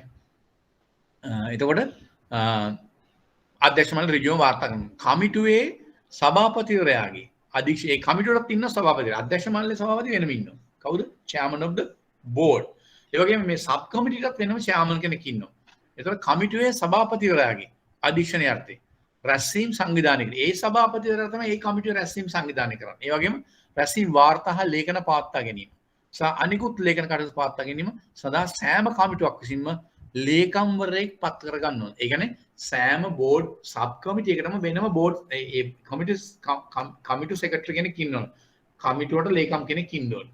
ඒ වගේම ඒ සභා ඒ කමිටුවේ උප කමිටුවේ සභාපතිවරයාගේ ප්‍රධානත්වයෙන් ඒ රැස්වීම් සංවිධානය කරන්න, ඒ වගේම ලේඛන පවත්වා ගන්න, අනිකුත් ඒ ලේඛන කටයුතු පවත්වන්න වෙනම ලේකම්වරයෙක් පත් කරන්න ඒවා කරන්න. ගොඩක් වෙලාවට හැබැයි ගොඩාක් ආයතනවල බැංකුවල නම් ඒ සබ් කමිටිස් වල සෙක්‍රටරියට් ගොඩක් වෙලාවට වැඩ කරන්නේ බෝඩ් සෙක්‍රටරිම තමයි. දැන් අපේ දැන් මම ඉන්නේ බිම්පුත් ෆයිනෑන්ස් කම්පැනියේ මම board member non executive independent director. I am working as a non executive independent director. So therefore I am also appointed as a chairman of the board audit committee. ඒතර ඒ finance company board audit කමිටි එකක් තියෙනවා. ඔය මේක අපි කතා කරනවා වගේ ඒකේ chairman head වැඩ ගන්න මම. ඒතර ඒ කමිටුව රැස් වෙන්නේ ඒ සභාපතිවරයා ප්‍රධානත්වයෙන් සහ ඒකට වෙනම ලේකම්වරයෙක් ඉන්නවා. ඉතින් බෝඩ් සෙක්‍රටරිම තමයි. බෝඩ් එකේ සෙක්‍රටරිත් එකේ මේ ඒ බෝඩ් එකේ සෙක්‍රටරිය වැඩ කරනවා. අන්න එකයි මම කියන්නේ. ඒව ගැන මේ පොයින්ට්ස් එහෙම වෙන්නේ කොහොමද ඒවා කියන එක හරියට මතක. ඒ වගේ තැන් වලින් ප්‍රශ්න අහලා තියෙනවා. රයිට්? ප්‍රශ්න අහලා තියෙනවා. රයිට්. එතකොට ඒ වගේම සෑම කමිටුවකම ප්‍රගතිය progress එක වගකීම් responsible හා කාර්ය එන්නේ functions ඇතුළත් කාර්ය සාධනය පිළිබඳ වාර්තා කියන්නේ මේ කියන්නේ මේ performance report එක from time to time all committees their activities performance and එයාගේ ඒගොල්ලන්ගේ ප්‍රගතිය වගකීම කාර්ය ඇතුළත් කාර්ය සාධනය පිළිබඳ වාර්තාවක් performance report එක අධ්‍යක්ෂ මණ්ඩලය විසින් වාර්ෂික මහා සභාව රැස්වීමට ඉදිරිපත් කරන. ඒ කියන්නේ AGM එක annual general meeting එකට මේගොල්ලන්ගේ වාර්තාවක් ඉදිරිපත් කරන්න ඔය කියන කාරණා ඇතුළත්. ඒගොල්ලන්ගේ reporting line එක දෙපැත්තක් තියෙනවා. දැන් ඒ තැන් වල නෑ මම මේ note එකේ කියලා නෑ ඒක. දැන් ඒගොල්ලෝ report කරන වාර්තා කරන දෙකක් තියෙනවා. directions දෙකක් තියෙනවා. එකක් ඒගොල්ලන්ගේ සීළු තොරතුරු ඒ දේවල් board එකට වාර්තා කරන්න ඕනේ. sub committee. අනිත් පැත්තට ඒ පිළිබඳ සවිස්තරාත්මක වාර්තාවක් සෑම වාර්ෂික මහසභා රැස්වීමකටම කොටස් හිමියන් ඇතුළු ඒ අයට ඉදිරිපත් කරනවා. දෙපැත්තටම මේගොල්ලෝ වක්කියමට ඒ දෙපැත්ත කොටස් හිමියනේ. ඒගොල්ලෝ දැනුවත් කරන්න බෝඩ් එකක් දැනුවත් කරන්න ඕනේ. ඔය තැන් වලින් සිවුම් තැන් වලින් ප්‍රශ්න අහන්න පුළුවන්. කොයි පැත්තටද වාර්තා කරන්නේ? එක පැත්තක් නේ දෙපැත්තම අහන්න පුළුවන්. ඒ නිසා හරියට ඒවා මතක තියාගන්න ඕනේ, රයිට්? රයිට්. ඊට පස්සේ අපි විගණන කමිටුව ගැන කතා කරන්න යනවා. ඔඩිට් කමිටුව ගැන කතා කරන්න යනවා. බලමු. විගණන කමිටුව බෝඩ් ඔඩිට් කමිටි මේක සබ් කමිටි එකක්. ගණකාධිකරණය සහ හෝ විගණනය පිළිබඳව සුදුසුකම් සහ පළපුරුද්ද ඇති විධායක නොවන අධ්‍යක්ෂවරයෙක් කමිටුවේ සභාපතිවරයා විය යුතුයි. දැන් හරිනේ. දැන් මම කියවනේ ඔයගොල්ලන්ට මම බිබුත් ෆයිනෑන්ස් කම්පැනිගේ බෝඩ් එකේ ඉන්නවා non executive independent director. එතන එහෙම කෙනෙක් තමයි මේ ඔඩිට් කමිටි එකේ chairman වෙන්න ඕන. දැන් මම ඒ කියන්නේ මම ඒ නොලෙජ් එක ඒ පැත්ත අපි BCom ස්පෙෂල් ඩිග්‍රී එක MCom මේ ආදී දේවල් තියෙනවා. ඒ වගේම සුදුසුකම් සහ පළපුරුද්ද විධායක නොවන ඒ ක්වොලිෆිකේෂන්ස් තියෙන්න ඕන විධායක නොවන non executive අධ්‍යක්ෂවරේ කමිටුවේ සභාපතිවරයා වෙන්න ඕන. chairman වෙන්න ඕන. ඒක තමයි මූලිකම සුදුසුකම. ඔයගොල්ලෝ තේරුම් ගන්න. ඔයගොල්ලෝ බැංකුවලත් මෙහෙමයි. ඔයගොල්ලෝ මුදල් සමාගම් වලත් එහෙමයි කවුරු කල්බත් සමාගම් වටන එකෙත් එහෙමයි. ඉතින් තමයි පත් වෙන්න ඕනේ. එහෙනම් විගණන කමිටුවේ සෑම සමාජිකයෙක්ම විධායක නොවන අධ්‍යක්ෂවරයෙක් කෙනෙක්. කියන්නේ ඔය සෑම සමාජිකයෙක්ම non executive director කෙනෙක් වෙන්න ඕනේ. ඇයි එහෙම වෙන්න ඕනේ? ඒකේ check and balance එක තියෙන. ඇයි විගණන කමිටුවේ ඉන්න 9 දෙනෙක් උපරිම 9 දෙනාම ඉන්න බෝඩ් එකේ ඒ අතරින් විධායක කටයුතු වලට සම්බන්ධයක් නැති අධ්‍යක්ෂවරුන් තමයි බෝඩ් ඔඩිට් කමිටුවේ ඉන්න ඕනේ. එතන ඒ අතරින් කෙනෙක් තමයි සභාපති වෙන්න ඕනේ. මොකද්ද මේ කියන්නේ? දැන් විධායක කටයුතු වලට ආයතන වල සම්බන්ධ වෙන කෙනෙක් බෝඩ් එකේ හිටියානම් ඉන්නකොට එයා ඔඩිට් කමිටුවේ ඉන්නවා නම් හරියටම එතකොට ඒක ස්වාධීන වෙන්නේ නැහැ. ඒ කියන්නේ යම් ආකාරයක day to day operations business operations වලට සම්බන්ධ කෙනෙක්ගෙම සම්බන්ධ කෙනෙක්ම විගණනය සම්බන්ධ තීරණ ගැනීම වලට තීරණ ගැනීම වලට සම්බන්ධ වෙනවා. දැන් මම කියමින් ආවේ එතකොට ඒක වෙන්න බෑ. ඒ කියන්නේ මේ විගණන කමිටුවේ ස්වාධීනත්වය හා නිදහස ආරක්ෂා වෙන්න ඕනේ ඒගොල්ලන්ගේ තීරණ ගැනීමේදී ආයතනයේ ක්‍රියාකාරීත්වය සම්බන්ධ විශේෂයෙන් business operations and day to day operations especially accounts and මේ auditing පැත්ත ගැන right හරිනේ ඒ විදිහට තමයි වෙන්න ඕනේ. ඒවා හරියට තේරුම් ගන්න ඕනේ. right ඊළඟට විගණන කමිටුවේ සෑම විධායක අධ්‍යක්ෂක කියුවේ. විගණන කමිටුවේ නිශ්චිත ලෙසම විගණන කමිටුවට නිශ්චිත ලෙසම කටයුතු හා කාර්යයන් මේ විධානය මගින් නියම කරනු ලැබ ඇත. ඒ කියන්නේ මේ ඩිරෙක්ෂන් එකේ පැහැදිලිවම මෙන්න මේ වගකීම් හා කාර්යයන් මේවා කියලා පවරලා තියෙනවා. ඒක කාටවත් මගහැරලා යන්න බෑ. අපි මුදල් මණ්ඩලය අනුමත කරපු මේ කෝපරේට් ගවර්නන්ස් ඩිරෙක්ෂන් එක මගින් මේ විගණන කමිටුවට නිශ්චිත ලෙසම කටයුතු හා කාර්යයන් මෙම විධානය මගින් නියම කරනු ලැබ ඇත. මේදී වැදගත් වන්නේ බාහිර විගණකවරු external auditors පත් කිරීම appointment of external auditors මෙන්ම අභ්‍යන්තර විගණන කාර්යයන් සම්බන්ධයෙන් කමිටුවට ගත හැකි ක්‍රියාමාර්ගය. කියන්නේ මෙන්න මේ දෙපැත්ත ගැනම වගකීම් කටයුතු කාර්යයන් මේ විගණන කමිටුවට සම්බන්ධ වෙනවා. ඒ කියන්නේ appointment of external auditors and also internal audit functions අභ්‍යන්තර විගණන කාර්යයන් සම්බන්ධයෙන් කමිටුවට ගත හැකි ක්‍රියාමාර්ගයන්. ප්‍රථමයෙන් විගණන කමිටුව විසින් අදාළ නීතිවලට අනුකූලව විගණන සේවා සඳහා බාහිර විගණකරුන් පත් කිරීම. ඔන්න ඒ ටික කියාගෙන යනවා දැන්. මොනවාද external auditors ට appoint කරද්දී මේ විගණන කමිටුව විසින් ක්‍රියා කරන්න ඕන ආකාරය තමයි මේ කියන්නේ. කොහොමද? අදාළ නීතිවලට අනුකූලව according to the law විගණන සේවා සඳහා බාහිර විගණකරුන් පත් කිරීම. ඒගොල්ලෝ පත් කරන්න මහ බැංකුව විසින් විගණකරුන් වෙත වරින් වර නිකුත් කරන ලද උපදෙස් මාලාවන් ක්‍රියාත්මක කිරීම. ඒ කියන්නේ ඔඩිටර්ස් වලට කලින් කාලට ගයිඩ්ලයින්ස්, ඉන්ස්ට්‍රක්ෂන්ස්, සර්කියුලර්ස් ඒ දේවල් මහ බැංකුවේ මුදල් මණ්ඩලය අනුමැතිය කරත් අදාළ බැංකුව වලට නම් බැංකින් ඩිපාර්ට්මන්ට් එකකින් බැංකු නොවන මූල්‍ය ආයතන වලට නම් නන් බැංකින් සුපර්විෂන් ඩිපාර්ට්මන්ට් එකේ නියුත් වෙන ඒවා ක්‍රියාත්මක කිරීම. අදාළ ගිණුම් කරන ප්‍රමිති භාවිතා කිරීම. ඒ කියන්නේ accounting standards මොනවද තියෙන accounting standards ඒවා භාවිතා කිරීම. accounting standard විගණකවරයාගේ ඉල්ලාසීමක් හෝ ඉවත් කිරීම යන කරුණු සම්බන්ධයෙන් නිර්දේශ ඉදිරිපත් කළ යුතුය. තවද බාහිර විගණකගේ කටයුතු සමාලෝචනය කිරීමද විගණන කමිටුවේ වගකීමකි. දැක්කනේ දැන් මේ විගණන කමිටුවේ වගකීම් දෙපැත්තක් තියෙනවා. As I mentioned earlier, there are two responsibilities of this audit committee. One side of the appointment of the external auditors, the other side of internal audit activities, right? ඒ කියන්නේ මේගොල්ලන්ට වගකීම් දෙපැත්තක් තියෙනවා. අභ්‍යන්තර බාහිර විගණකම් පත් කිරීම සම්බන්ධව ඒ වගේ අභ්‍යන්තර විගණන ක්‍රියාකාරකම් සම්බන්ධව. අපි දැන් තාම අභ්‍යන්තර විගණන පැත්තට ගියේ නැහැ. අපි දැන් බාහිර විගණකවරුන්ගේ පත් කිරීම කරද්දී නීති රීති වලට අනුකූල වෙන්න ඕන. ඒ වගේම මහ බැංකුව විසින් කලින් කලට නිකුත් කරන දේවල් ගයිඩ්ලයින්ස් වෙන්න පුළුවන් ඩිරෙක්ෂන් ඒවා ඒ සම්බන්ධව ඒගොල්ලොන්ව ඒවට අනුව ක්‍රියා කරන්න ඕන. ඔඩිටින් ස්ටෑන්ඩඩ්ස් වලට වැඩ කරන්න ඕන. ඒ වගේම ඒ ගිණුම් කරන ප්‍රමිතින් අනුගමනය කරනවා වෙන්න ඕන. ඒ වගේම ඒ අදාළ තීරණ ගැනීමේදී ඒගොල්ලොන් හිටපු කවුරු ඉවත්ලා යනවා අලුතෙන් කෙනෙක් පත් කරන්න ඕනේ. ඒ වගේද එතෙන්දි තව එක දෙයක් මතක තියෙනවා මේ නෝට් එකේ නැද්ද මතක තියාගන්න ඕන. අනිවාර්යෙන් සෑම කලින් කලට යාවත් කාලින කරනවා අප්ඩේට් කරනවා මහ බැංකුවේ තියෙනවා පැනල් එකක්. ඔඩිටර්ස් පැනල් list of panel.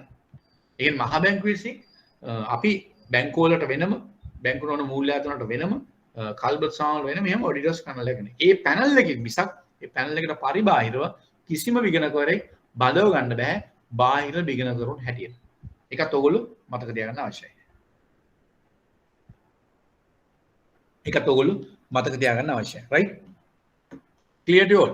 මේ 1 by 1 point by point වෙන පැහැදිලි කරන්න මේවා ඉතාම වැදගත් නිසා ඔයගොල්ලන්ට මේවෙන් ප්‍රශ්න අහන නිසා right සමහර වතාවල මේ සම්පූර්ණ ලකුණු 20ක ප්‍රශ්නයක් මේකෙන්ම අහලා තිබුණා right clear to all තව කතා කරලා ඉවර නෑ තව කතා කරන්න තියෙනවා clear මේ කතා කරන්නේ clear නේද yes okay right okay fine හරි මම ඒක කාලය අරගෙන හිමින් කලබල නොවි හරියට පැහැදිලි ගන්න point by point right ඊට පස්සේ ඒ වගේම බාහිර විගණනයේ කටයුතු සමාලෝචනය time to time ඒ කටයුතු සමාලෝචනය කරන්න කිරීමේදී විගණන කමිටුව එතන දැන් මොන හරි අවස්ථාවක ප්‍රශ්නයක් ඇහුවොත් ඕගොල්ලන්ගෙන් ආයතනික යහපාලන විධාන according to the corporate governance direction what are the responsibilities of audit committee on behalf of external auditors බාහිර විගණනගේ සම්බන්ධව විගණන කමිටුවේ තියෙන වගකීම් මොනවද ඔන්න ඔය තමයි ලියන්න ඕනේ ඔය පොයින්ට්ස් ටික ලියුවා නම් ලකුණු 5ක් 6ක් ඒ අදාළ ලකුණු 5 යවෙනවා තේරුණා නේද ඊට පස්සේ ඉස්සරහට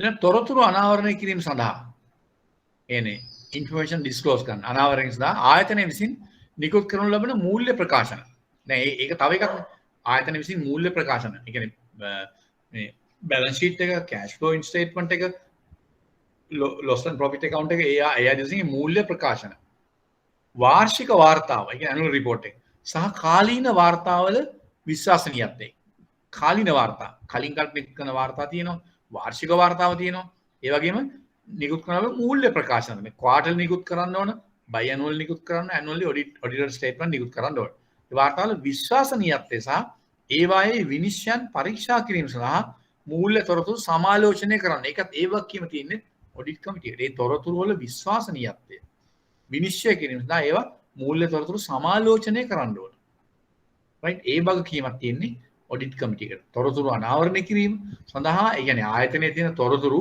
ඇයි ආයතනික තොරතුරු අනාවරණය කරන්නේ මොකටද ආයතනික තොරතුරු අනාවරණය කරන්නේ වාර්ෂික වාර්තාව හරහා සෙන්ට්‍රල් බැංක් එකට රිපෝට් කරන තොරතුරු වාර්තා කරන තොරතුරු හරහා එහෙම නැත්නම් තොරතුරු දැනගැනීමේ පනත හරහා කවුරු කෙනෙක් මොන හරි තොරතුරු ඉල්ලා හිටියොත් මේ මූල්‍ය වාර්තා වෙන්න පුළුවන් විගණන වාර්තා වෙන්න පුළුවන් ආයතනික යහපාලන වාර්තා වෙන්න පුළුවන් අපි කතා කරපු ඒ වගේම කම්ප්ලයන්ස් රිපෝට් එක කියන්නේ මොනවාද අනුකූලතා නිලධාරිගේ වාර්තා වෙන්න පුළුවන් ඒ වගේ තොරතුරු එළිදරව් කරන්න තොරතුරු එළි කරන්න ඕන විවිධ පාර්ශ්වයන්ට මේවා වැදගත් වෙනවා රෙගියුලේටර් හැටියට මහ බැංකුවට වැදගත් වෙනවා තොරතුරු ඒ වගේම කොටස් හිමියන්ට තමන්ගේ ආයතන ගැන දැනගන්න තොරතුරු අවශ්‍ය වෙනවා ඒ වගේම ණයකරුවන්ට ණය ගැතියන්ට ණය හිමියන්ට ඒ වගේම ගණ්ඩුරුකරුවන්ට තැන්පත්කරුවන්ට ඒ වගේම අනිකුත් ගණ්ඩුරුකරුවන්ට සාමාන්‍ය සමාජයට ආයෝජකයන්ට ඔය වගේ දිග ලයිස්තුවක් කියන්නේ ඒවත් ප්‍රශ්න වල අහන්න පුළුවන් මේ තොරතුරු අනාවරණය කිරීමේ කෝපරේට් ගවර්නන්ස් ඩිරෙක්ෂන් එකට අනුව ආයතන විසින් තොරතුරු අනාවරණය කරන්න ඕන ආයතන යහපාලන විධානව යනවා මෙන්න මේ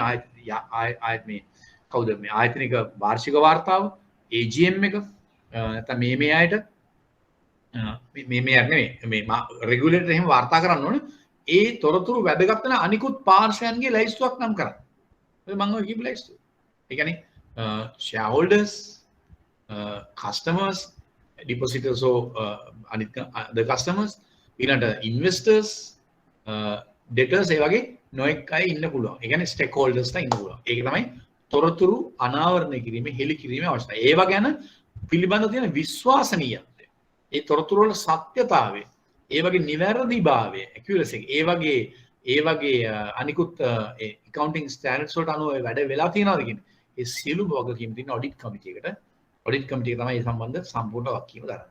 ඒක මතක තියාගන්න ඕනේ. ඕක තමයි ඕගොල්ලෝ දැනගන්න ඕන කාරණා. දැන් බැංකර්ස් ලයින්ට ඕගොල්ලෝ හැමදාම ඔතන ඉන්නේ නැහැ. ඕගොල්ලෝ දැන් නිලධාරීන් හැට ඉස්සරහට යනවා, ප්‍රොමෝෂන් අරන් යනවා, උඩට යනවා, ඉහළට ගමන් කරනවා. ඒක ගමන් කරද්දී අනිවාර්යෙන් ඕගොල්ලන්ට ඒවා දැන ගැනීම අවශ්‍ය වෙනවා. දැන ගැනීම අවශ්‍ය නැහැ. ඔය ක්‍රියාත්මක කරනත් වෙනවා ඕගොල්ලන්ට. right? ඒකයි කියන්නේ. right. right. ඊට පස්සේ එතෙන්ට අපි කතා කරා. මේ ඔඩිට් කමිටියේ කටයුතු කතා කරනවා. ඊට පස්සේ ඊළඟට ඔන්න දැන් ඒ එක්ස්ටර්නල් ඔඩිට් පැත්ත right දැන් මම කියන්නේ දෙපැත්ත ආයතනයේ අභ්‍යන්තර විගණන කාර්යයන් සම්බන්ධයෙන් කමිටුව පාස්දාන ක්‍රියාමාර්ග ගන්න ඕනේ. ඒ කියන්නේ internal audit functions external audit active appointment of the external auditors and also the other responsibilities of the audit committee. The other side of this ආයතනයේ අභ්‍යන්තර විගණන කාර්යයන් internal audit function සම්බන්ධයෙන් කමිටුව පහත් සඳහන් ක්‍රියාමාර්ග ගන්න ඕන. මෙන්න මේ ක්‍රියාමාර්ග ඒගොල්ලෝ අභ්‍යන්තර විගණන සම්බන්ධයෙන් ගන්න ඕන. රයිට්. දැන් මම මෙතනින් පොඩ්ඩක් පාඩම නතර කරලා මම ඔයගොල්ලන්ට දැන් ආපහු එනවා. මතකද මම ගිය සතියේ අසයින්මන්ට් එකක් දුන්නා ඔයගොල්ලන්ට. රයිට්. කී දෙනෙක් ඔයගොල්ලන්ගේ ඇනුවල් රිපෝට් එක ඕ ස්කූල් ලීවර්ස් නම් කැමති ආයතනයක මුදල් සමාගමක හෝ බැංකුවක ඇනුවල් රිපෝට් එක රිෆර් කරාද? රිෆර් කරන එක මේ A to Z පාඩම් කරන්න කියන නෙමෙයි. at least ඔයගොල්ලෝ එහෙම එකක් දැකලා බැලුවද? හොයලා බැලුවද? බැලුවද? කවුද ඒ ගැන අවධානය යොමු කරේ? දැන් පේනවනේ ඒවා තියෙන වැදගත්කම. දැන් ඒවා තියෙන තොරතුරු උනත් අහන්න පුළුවන්. අපි මේ පාඩම් ඇතුලේ සමහර දේවල් මෙන්න මේ කරුණු වාර්තා කරන්න ඕනේ මේවා තියෙන්න ඕනේ කියලා මේ අභ්‍යන්තර විගණනය සම්බන්ධ. මේ sorry මේ corporate governance direction එකේ external auditors පත් කිරීම සම්බන්ධ කටයුතු වලදී ඒගොල්ලන්ගේ වක්කීම් කිව්වා. ඒවා බැඳෙනවා, ඒවා සහසම්බන්ධ වෙනවා වාර්ෂික වාර්තාව සමග. ඒ සහසම්බන්ධ වෙන අනිකුත් පාර්ශ්වයන් සමග. right? I just want to know මට දැන් නිකන් කියන්න ඕන ඔයගොල්ලෝ නිකන් just to have a look නිකන් බලන්න අරගෙන එකක්. බලලා මොනවද ඇතුලේ තියෙන්නේ at least ඒකේ පටුන බලන්නකෝ. පටුනේ මොනවද මේක ඇතුලේ තියෙන කාරණා තියෙන්නේ කියලා. ඉන්ට්‍රොඩක්ෂන් එකද ඊට පස්සේ ඒගොල්ලන්ගේ බෝඩ් ඔෆ් ඩිරෙක්ටර්ස් ඇචාම් මේ ඒගොල්ලන්ගේ මේ ඉන්ටුර ටික අනිත් ඒවා ටික ඇනුවල් රිපෝට් එකේ. ඉතින් ඒවා ඇතුලේ තියෙන වරින් වාර්තා මොනවද? ඒවා කම්ප්ලයන්ස් රිපෝට් එක, ඔඩිට් සර්ටිෆිකට් එක, ඒ දේවල් තියෙනවා. ඒවා ගැන නිකන් ලයිස්ට්ුවක් අහන්න පුළුවන් විභාගෙ. ඒක ඔක බලලා තිබුණොත් මතකෙන් ටක් ගාලා ලකුණු 5යි. ඒකයි. at least report එකක් අතේ තියාගෙන කියන්න. මගේ ළඟ තියෙනවා බිම්පුත් එකේ මේ last annual report එක. දැන් මම මේක පෙන්වන්න වැඩ නැහැ. ඔයගොල්ලෝ මම පෙන්වන්න වැඩ නැහැ නේ. ඔයගොල්ලෝ තනියම එකක් අරන් රිෆර් කරන්න. බැංකුවක් වෙන්න පුළුවන්, මුදල් සමාගමක් වෙන්න පුළුවන්, කල්බත් සමාගමක් වෙන්න පුළුවන්. හැබැයි ස්කූල් ලීවර්ස් තමට කැමති ඕන එකක් අරන් බලන්න. වෙබ්සයිට් එක ගිහලා බලන්න පුළුවන්. no issue. ප්‍රධාන බැංකුව කරන් බලන්න. ඒවා ටිකක් complicated වැඩි balance sheets අරම එහෙම තියෙනවා ටිකක් ඒවා දාලා. ඒව ගැන බොරු වෙන්න එපා. මේක accounting පාඩමක් නෙවෙයි. මේක අන්තික මේ auditing මේ lesson නෙහුත් නෙවෙයි. නිකන් බලලා නිකන් idea එකක් ගන්න මොනවද තියෙන දේවල් කින්දවල. එච්චරයි ඕන. ඒ අදහස විතරයි ගන්න ඕන right? ඒකයි ඕන. හරි okay. අපි ඒක නතර කරේ මෙතන. මෙන්න මෙතන right. ඒතර ආයතනයේ අභ්‍යන්තර විගණන කාර්යයන් සම්බන්ධයෙන් කමිටුව පාසන් ක්‍රියාමාර්ග ගන්න. ඒ කියන්නේ internal audit function සම්බන්ධ activity සම්බන්ධ මෙන්න මේ ක්‍රියාමාර්ග ගන්න. බලමු one by one. අභ්‍යන්තර විගණන දෙපාර්තමේන්තුවේ විෂය පතය සමස්ත බලතල පිළිබඳ සෑහීමකට පත් වෙනවා. අභ්‍යන්තර විගණන ඔයගොල්ලෝ දන්නවා ඕන බැංකුවක ඕන මුදල් සමාගමක ඕන කල්ප සමාගමක internal audit department එකක් at least internal audit division එකක් තියෙනවා. ඕ department තියෙනවා. සමහරවිට AGM කෙනෙක් සමහරවිට ඊටත් එහා DGM කෙනෙක් ඉන්න පුළුවන් මේක බාරව. දැන් මම කලින් හිටපු HDFC බැංකුවේ I worked as a GM CEO in the HDFC bank from 2015 to 2018 January. ඉතින්දී DGM කෙනෙක් අපි appoint කරලා තිබ්බ DGM audits. ඒ කියන්නේ එයා තමයි audit department එක internal audit department එකේ තිබුණේ. සහ තවත් දේවල් යට වක්කින් තිබුණා. ඒ වගේ බැංකුවල ඔයගොල්ලෝ බලන්න ගිහිල්ලා බැංකුවේ ඔයගොල්ලන්ගේ ආයතනේ මුදල් සමාගමේ කල්ප සමාගමේ internal audit function සම්බන්ධ වක්කීම් දරන්නේ AGM කෙනෙක්ද? එයා report කරන කොහමද උඩට බෝඩ් එකට. නමුත් ඒකේ ඒ division එක නැත්නම් department එක බාරව ඉන්නේ chief manager කෙනෙක්ද? එහෙම නැත්නම් AGM කෙනෙක්ද?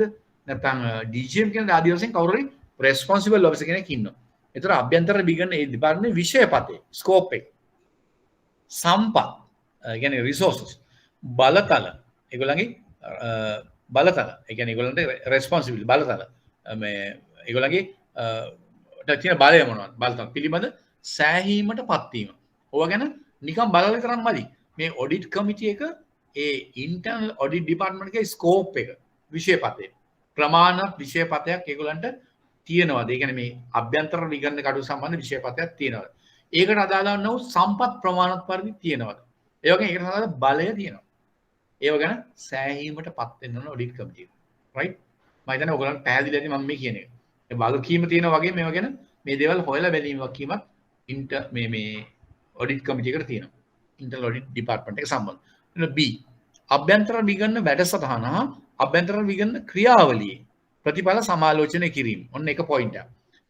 internal audit plan and internal audit functions. අභ්‍යන්තර විගණන ක්‍රියාවලිය නැත්නම් activities. internal audit plan and the internal audit activities or functions. ඒක එකක් නෙමෙයි දෙකක්. තේරුණාද? ඒක එකක් නෙමෙයි දෙකක්. මතක තියාගන්න. internal audit plan. right?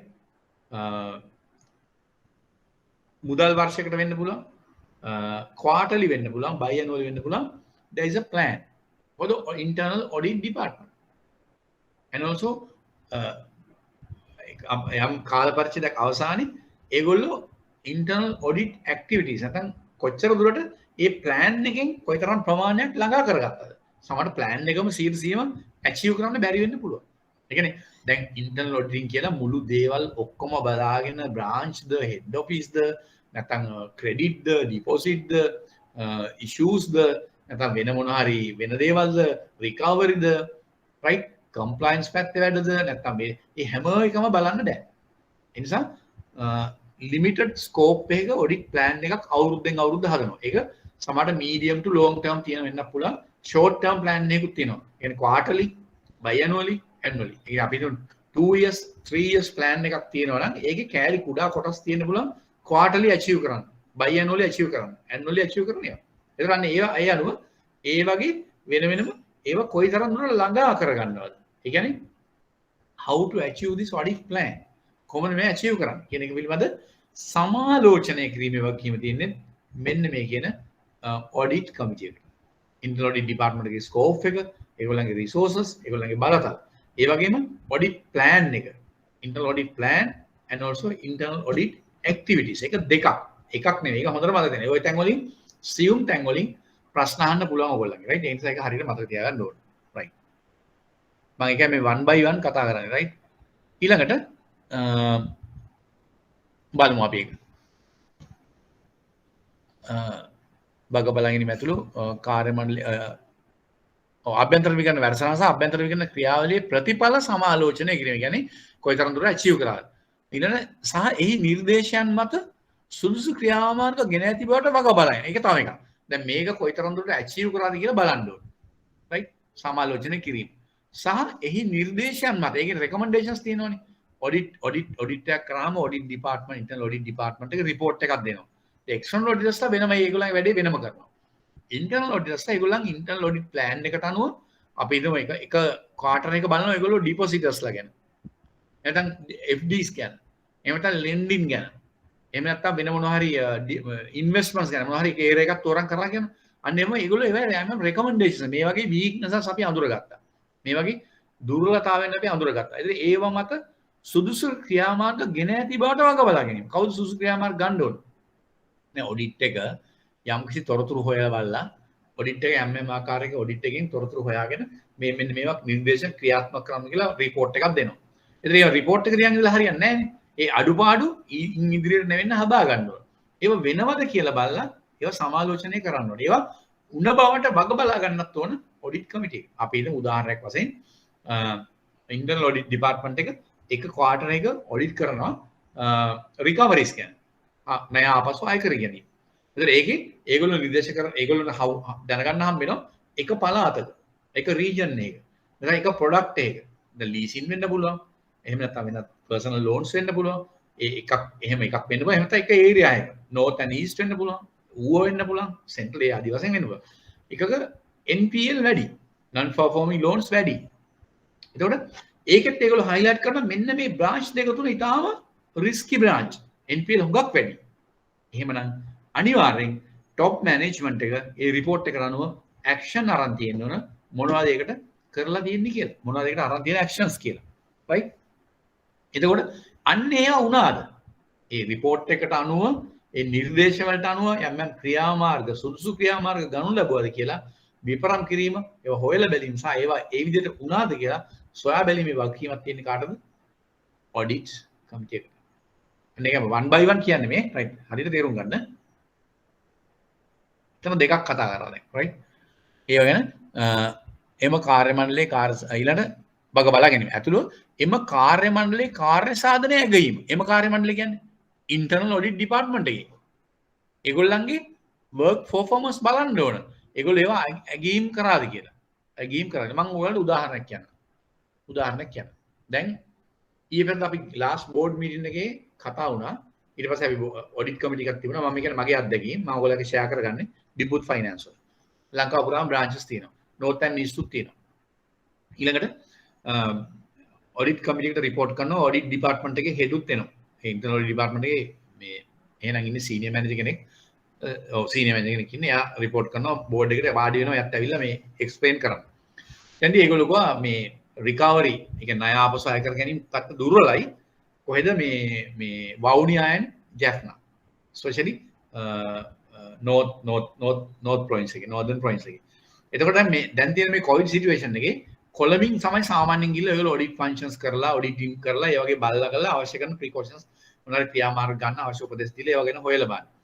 මේ covid situation එකේ lockdown situation එකේ යන්න බෑ. දැන් provinces වහලා තියෙන විතර මේ lockdown එකෙන් කලින් මේ දැන් තියෙන lockdown එකෙන් කලින් last month එකේ මුල හරිය වගේ. එතකොට දැන් මේගොල්ලෝ issue එකක්. එතකොට දැන් board committee audit committee එක මේක discuss කරා. ඒක audit committee එක හැටියට අපි තීරණය කරන්න ඕන කොහොමද මේ ටාගට් එක මේ චැලෙන්ජ් එක ඇචීව් කරන්නේ? කොහොමද ඒක ඇචීව් කරන්නේ? ඒක අපි තීරණය කළා. රයිට්. කොළඹින් යන්න බෑ. යන්න වියදනුත් වැඩි. ඒක ගිහිල්ලා දැන් කොවිඩ් නිසා තැන් තැන් වල නතර වෙන්නත් බෑ. එහෙම අමාරුනේ. ලෙඩ වෙන්න පුළුවන් බෑ. ඒ නිසා හොඳම දේ තමයි ඔඩිට් වැඩවලට එතන ඒගොල්ලන්ගේ මේ එක ඔෆිස් එක වැඩිපුර ස්ටාෆ් ඉන්න ඔෆිස් එකක් අරගෙන වවුනියා හරි ජැෆ්නා පැත්තට තියෙන බ්‍රාන්ච් එක හරි මෙහෙන් ඒ කාලේ ලොක්ඩවුන් නැති තිබුණේ නැහැ. මෙහෙන් කීප දෙනෙක් ගිහිල්ලා දවස් කීපයක් ගත කරලා නැත්නම් ඒගොල්ලෝ කීප දෙනෙක් කොළඹට ගෙන්නගෙන ඒතර ප්‍රොවින්ෂනල් ලොක්ඩවුන් එකක් තිබුණෙත් නැහැ.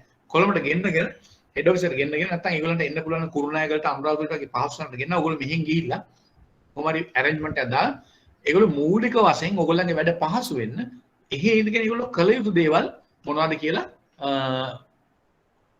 යම් මේ පොඩි පුහුණුවක් දීලා ඒගොල්ලෝම දාලා මේ කොළඹින් යනවා වෙනකොට කරන්න. ඒතර ඔඩිට් හෙඩ් ටික ආපු යෝජනාව තමයි එහෙම කරන්න බෑස. එහෙම කරාම මේකේ ඉන්ඩිපෙන්ඩන්ස් ගතිය යනවා. ඒගොල්ලෝ වැඩ කරන අය බ්‍රාන්ච් වල ඒගොල්ලෝ ලව්වම කරන්න ගියාම ඒගොල්ලෝ මේවා යට ගන්න පුළුවන් සමහර දේවල් යම් දේවල් තිබුණාද එහෙම කරන්න පුළුවන්. මම කරයි.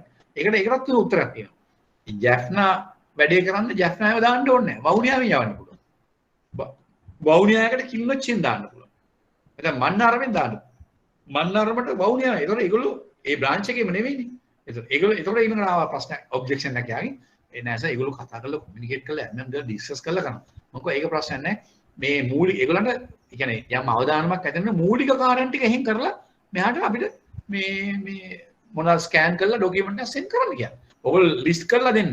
මේක අයිඩෙන්ටිෆයි කරන්න. මේ ටික ලිස්ට් කරන්න. මේ ටික අඳුර ගන්න. අපිට යවන්න.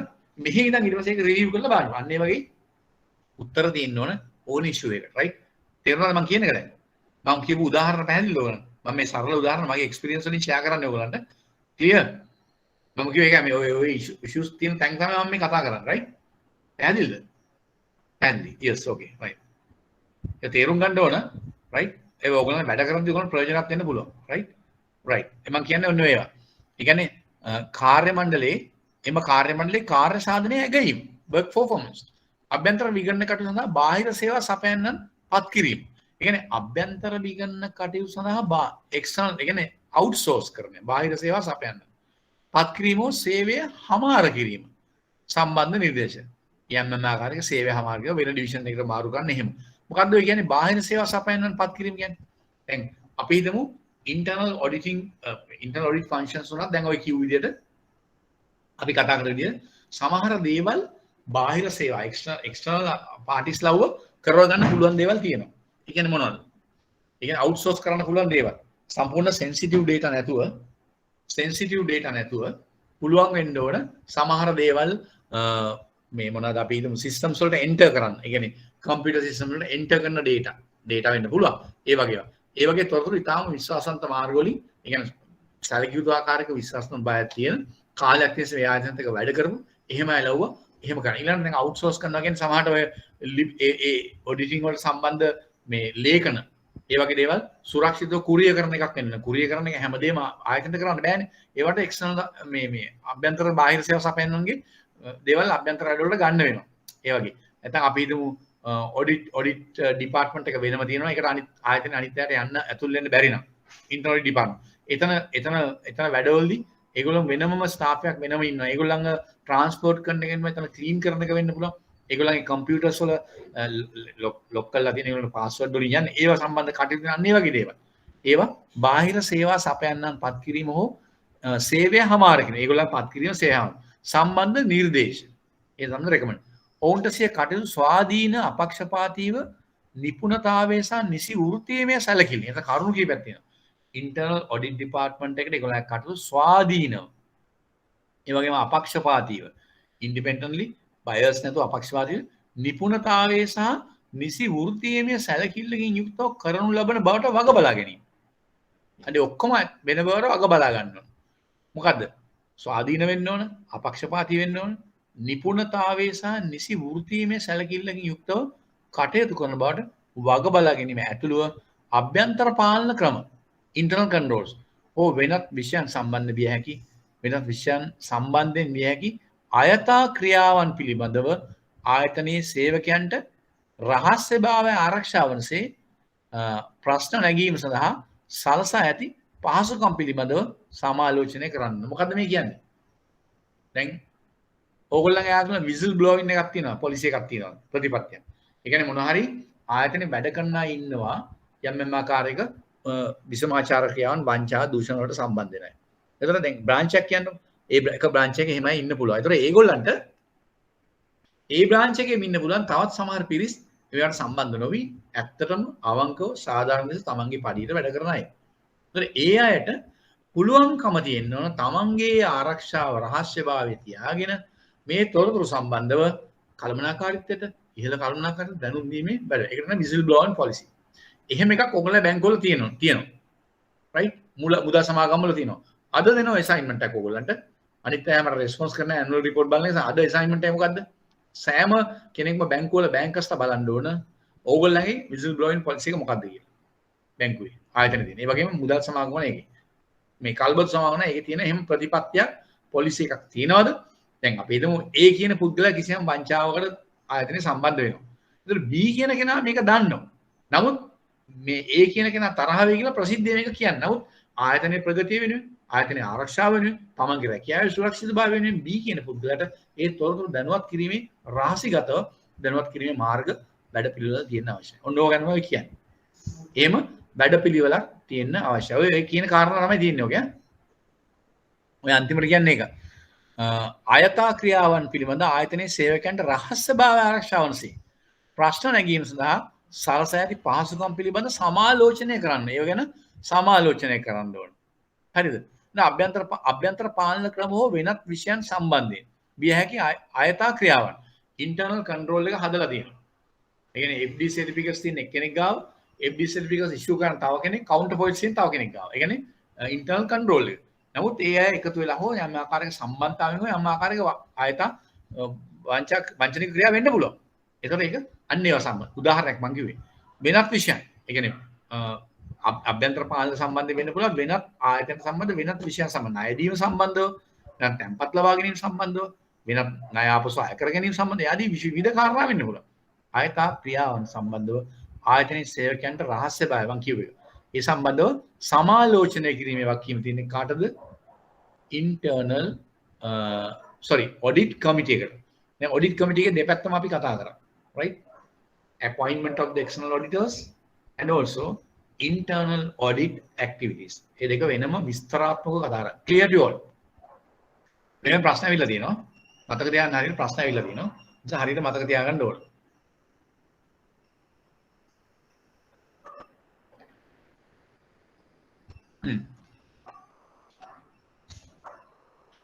දෙහානි නේද? හරි. එයා කියනවා ක්ලියර් කියලා. අනිත් අය මොකද කියන්නේ?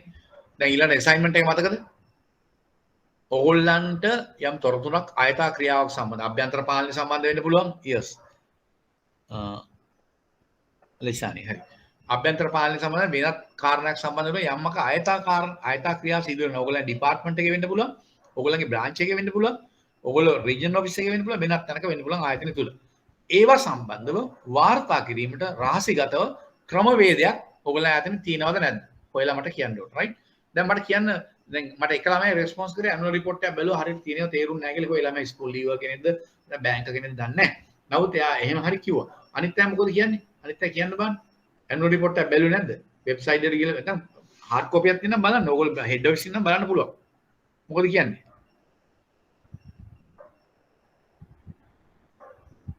CBSL එකේ බැලුවා. කවුද CBSL එකේ බැලුවා කියන්නේ? පොඩ්ඩයි. CBSL එක බැලුවා. කවුද මේ? දෙහාමි උඩුවරගේ. ඔයා කොහෙද වැඩ කරන්නේ කියන්නකෝ? මේ උඩුවරගේ. එයා කොහෙද වැඩ කරන්නේ? CBSL බැලුවා කියලා තියෙනවා. යා මට පොඩ්ඩක් ඒකට උත්තර දෙන්න. උඩුවරගේ කොහෙද වැඩ කරන්නේ? Central bank.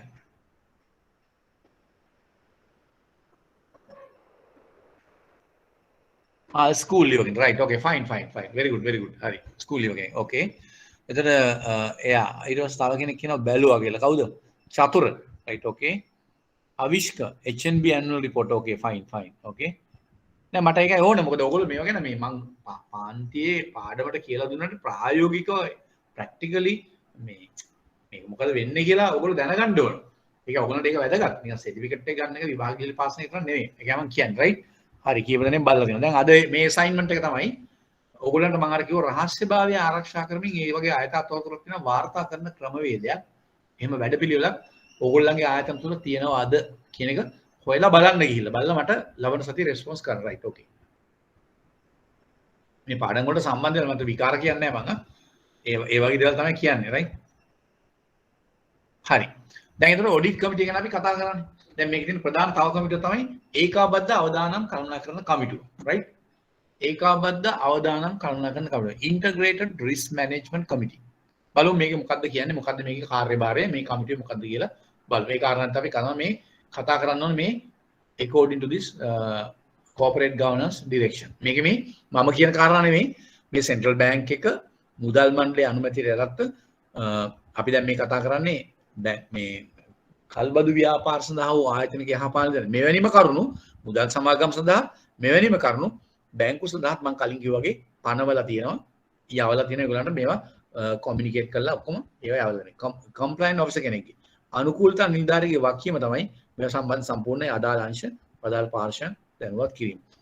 මෙම කමිටුව විසින් මේ කියන්නේ ඒකාබද්ධ අවදානම් කරනවා. විසින් පහත සඳහන් කරුණු අදාළ කරගනු ඇත. මෙන්න මේවා තමයි මේගොල්ලන්ගේ ක්‍රියාකාරකම්. බලමු. A ණය ඒ කියන්නේ ක්‍රෙඩිට් වෙළඳපොළ මාකට් එක ද්‍රවශීලතා ලික්විඩිටි මෙහෙයුම් ඔපරේෂන්ස් සහ උපාය මාර්ග ස්ට්‍රැටජිස් ආදී අවදානම් ඔය හැම එකම අවදානම් තියෙනවනේ. ඔය මූල්‍ය ආයතන සම්බන්ධ ඔය හැම ක්‍රියාකාරකමකම අවදානම් ණය. දැන් ඔයගොල්ලෝ බැලන්ස් ෂීට් එකේ loans and advances තියෙනවා. හරිද? දැන් මම ඔයගොල්ලෝ අදගන්න කියපේ loans and advances තියෙනවා නේද? ණය සහ අත්තිකාරම් තියෙනවා වත්කම් පැත්තේ. වෙළඳපොළ කියන්නේ මාකට් එක. ඒ කියන්නේ ෆයිනෑන්ෂල් මාකට් එක. දැන් අපි මාකට් එක කියන්නේ මූල්‍ය වෙළඳපොළ. මූල්‍ය වෙළඳපොළ තවත් ප්ලේයර්ස්ලා ඉන්නවා, කස්ටමර්ස්ලා ඉන්නවා, ඩිපොසිටර්ස්ලා ඉන්නවා, ඉන්වෙස්ටර්ස්ලා ඉන්නවා, ණය ගැනුම්කරුවෝ ඉන්නවා, නොයෙක් මේක අය ඉන්නවා.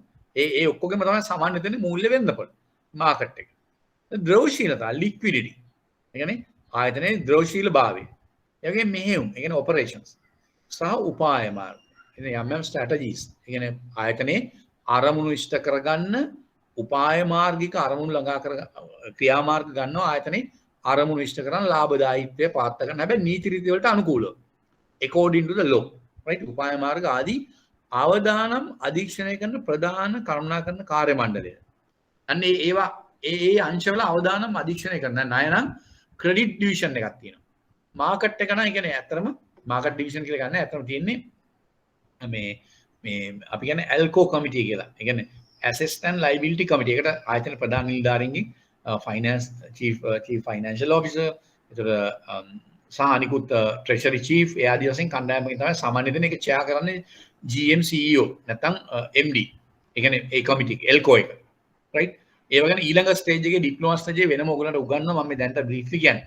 ඒතර ක්‍රෙඩිට් ඩිවිෂන් එක ඒතර අනිකුත් ඔය ඇල්කෝ කමිටි එක ද්‍රවශීලතා liquidity ඒ කියන්නේ රිකවරි ඩිවිෂන් එක වෙන්න පුළුවන් ෆයිනෑන්ස් ඩිවිෂන් ඒ වගේ ද්‍රවශීලතා මෙහෙයුම් ඔපරේෂනල් ඩිවිෂන් එක වෙන්න පුළුවන් අනිකුත් අදාළ මෙහෙයුම් කරන යන උපාය මාර්ග ආදී අවදානම් අධීක්ෂණය කරන ප්‍රධාන කළමනාකරන කාර්ය මණ්ඩලය අන්න ඒවා ඉන්න හෙඩ්ස්ලා ඒක එයා චීෆ් මැනේජර් කෙනෙක් වෙන්න පුළුවන් එයා AGM කෙනෙක් වෙන්න පුළුවන් සමහර විට එහා ඉල් නිලධාරිය ඒ ඇතුළු ද ප්‍රධාන විධායක නිලධාරියාගෙන ඒ කියන්නේ ඒගොල්ලොත් එක ප්‍රධාන විධායක චීෆ් එක්සිකියුටිව් ඔෆිසර් ද මේම කමිටුව සමන්විත වෙනවා ඒ වගේම මේකට බෝඩ් එකේ බෝඩ් මෙම්බර්ස්ලා කීප දෙනෙක් සම්බන්ධ වෙනවා ඒකාබද්ධ අවදානම් කරන කමිටුවට බෝඩ් මේ টপ මැනේජ්මන්ට් එකේ අයින් මේ සෝරි බෝඩ් එකේ තයින් කමිටුව සමන්විත විය යුතුය මෙන්න මේගොල්ලෝ කමිටුව වෙත පැවරෙන බලතල සහ වගකීම් ඒගොල්ලන්ට පැවරෙන බලතල responsibilities and බකීම් සීමාව තුළ ප්‍රධාන කළමනාකරන කාර්ය මණ්ඩල key management persons KMPs අපි කලින් කියලා තියෙනවා සමග සමීපව කටයුතු කරමින් මෙම කමිටුව අධ්‍යක්ෂ මණ්ඩලය වෙනුවෙන් තීරණ ගන්න ඕන. On behalf of the board of directors, they will act monitoring all these activities, all the above activities, monitoring with above mentioned higher officials. අර කලින් අපි කියපු higher officials එක්ක ළඟ සමීපව වැඩ කරමින් මෙන්න මේ කියන අංශවල අවදානම් සමීපව අධීක්ෂණය කරමින් වැඩ කිරීමේ වගකීම තියෙන්නේ මෙන්න මේ කියන ඒකාබද්ධ අවදානම් කළමනා කරන කමිටුවට. right? දැන් මේ ආරම්භයේ මේක ක්ලියර්ද? දැන් මේ ඔඩිට් කමිටි එකක්. ඒ කියන්නේ ඒක අනිවාර්යෙන් very important. ඒ වගේම මේ ඕනම මූල්‍ය ආයතනයක් අවදානම් වලට මුහුණ දෙනවනේ. අපි අවදානම් ටිකක් පොඩ්ඩක් විතර කතා කරලා තමයි මම අපි කතා කරමු. ණය අවදානම්, ද්‍රවශීලතා අවදානම්, මෙහෙයුම් අවදානම්, ඒ වගේම ද්‍රවශීල අවදානම්, මාකට් ඒ කියන්නේ credit risk, market risk, liquid risk, operational risk, main risk, legal risk. ඔය වගේ රිස්ක් තියෙනවා. ඒරියාස් ගොඩක් තියෙනවා. ඕවා හැම එකටම අඩු වැඩි වශයෙන් ෆේස් කරන්න වෙනවා ඕනම මූල්‍ය ආයතනයකට. බැංකුවක් වෙන්න පුළුවන්, උදා සමාගමක් වෙන්න පුළුවන්, කල්බත් සමාගමක් වෙන්න පුළුවන්. ඔය හැම කෙනෙකුටම අනිවාර්යෙන්ම ওই වගේ දේවල් සම්බන්ධව මූණ දෙන්න වෙනවා. අවදානම් වලට මූණ දෙන්න වෙනවා. එතකොට ඒවා සම්බන්ධව ක්‍රියාත්මක වන ඒ ආයතන තුල තියෙන අංශ ප්‍රධානී හෙඩ්ස්ලා එක්ක ඒගොල්ලන්ගෙන් සමන්විතව ප්‍රධාන නිලධාරියා නැත්නම් MD ඇතුළු සහ අධ්‍යක්ෂ මණ්ඩලයේ ඒකට සම්බන්ධ කීප දෙනෙක් ඇතුළු ඒ අයගේ ඒගොල්ලන්ගෙන් සමන්විතව මේ කමිටුව ඒගොල්ලෝ වාර්තා කරන්න ඕන අධ්‍යක්ෂ මණ්ඩලයට. ඒ වගේම මේ දේවල් සමීපව අධ්‍යයනය කරමින් ඒ අවදානම් අවම මට්ටමක පවත්වා ගැනීම ආයතනයේ අරමුණු කරා ළඟා වීම සඳහා ඒගොල්ලෝ ක්‍රියාත්මක වෙන්න ඕන. මම දන්නේ ආරම්භ කිරීම මම හිතනවා ඔයගොල්ලන්ට පැහැදිලි ඇති මේකේ අරමුණ මේ කමිටුව. right ඊළඟ බලමු ඒ කියන්නේ මෙම කමිටුව අධ්‍යක්ෂ මණ්ඩලය වෙනුවෙන් තීරණ ගන්න ඕනේ. ඒ කියන්නේ අධ්‍යක්ෂ මණ්ඩලය වෙනුවෙන් තීරණ ගන්න. අධ්‍යක්ෂ මණ්ඩල උප කමිටුවක් මේක. ඒකයි. බෝඩ් සබ් කමිටි එකක්. right. ඊළඟට B එක. කමිටුව විසින් සුදුසු අවදානම් දර්ශක appropriate risk indicators. right. සුදුසු අවදානම් දර්ශක සහ කළමනාකරන තොරතුරු management information මම කලින් කිව්වා MIS ගැන. management information system. කමිටුව විසින් සුදුසු අවදානම් දර්ශක සහ කළමනාකරන තොරතුරු ආශ්‍රයෙන් අදාළ ආයතනයට බලපාන ඉහතින් සඳහන් කළ අවදානම්. ඒ කියන්නේ credit risk, market risk, liquid risk and operational risk. අවදානම් පිළිබඳ ඇගිය යුතුය. ඒවා අගයන්න ඕන කොහොමද? අර ඔය කියන ඒරියාස් ප්‍රධාන ඒරියාස් වල රිස්ක් ඇගීම් කරන්න ඕන කළමනාකරන තොරතුරු පද්ධතීන් සහ අදාළ අවදානම් දර්ශක පදනම් කරගෙන. right. දැන් මොකද්ද මේ කියන්නේ? මේක නිකන් අපබ්‍රංශ එකක වගේ තීරණ දෙන්න ඕන මෙහෙම කිව්වට. දැන් මෙහෙම නෝට් එකක් කිව්වට බෑ. මේක උදාහරණයක්. මොකද්ද මේ කියන්නේ? සුදුසු අවදානම් දර්ශක නිර්ණය කරන තීරණය කරගෙන සහ ප්‍රමාණවත් කළමනාකරන තොරතුරු උපයෝගී කරගෙන right ඔය කියන අවදානම් ඒරියාස් වල අවදානම අවම මට්ටම 0 කරන්න බෑ.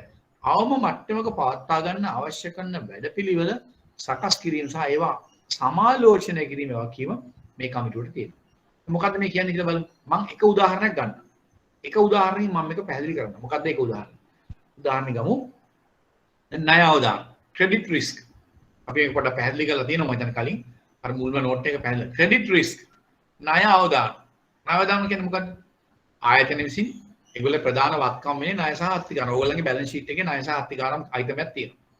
ඔය ණය දෙන්නේ තැන්පත් කරවගේ මුදල් වලින් ඕගොල්ලෝ දන්නවනේ. ඒ ප්‍රාග්ධනයේ තියෙන මිලියන 500යි. ඊටු එක තැන්පත් මුදල්. ඒ දෙක ඒවා උපයෝග කරන් තමයි ණය දෙන්නේ. ඒතකොට මේකෙන් අති බහුතරයක් තැන්පත් කරවගේ මුදල්. ඒතකොට මේ මුදල් ආපහු අය වෙන්න ඕනේ. අය වුණේ නැත්නම් එතන රිස්ක් එකක් තියෙනවා. ණය හැටියට ලබා දෙන ආයතනයේ මුදල් බැංකුවක් වේවා, මුදල් සමාගමක් වේවා, කල්බත් සමාගමක් වේවා, කල්බත් තැන්පත් ගන්න නම් මෙන්න ආකාරයෙන් මාකටිං හොයාගෙන අර මුදල්. ඒව ණය හැටියට දුන්නම ආපහු ඒව අය කරගන්න ඕන. නැත්නම් ආපහු ඒ අවශ්‍ය පාර්ශ්වයන්ට දෙන්න තැන්පත් කරුවන්ට නැත්නම් ණය ගත්තට දෙන්න බෑනේ. එතන රිස්ක් එකක් තියෙනවා. රිස්ක් එක පේනවනේ. ඒ කියන්නේ එක පැත්තෙන් අනුන්ගේ සල්ලි අනුන්ට ණයට දෙන්න.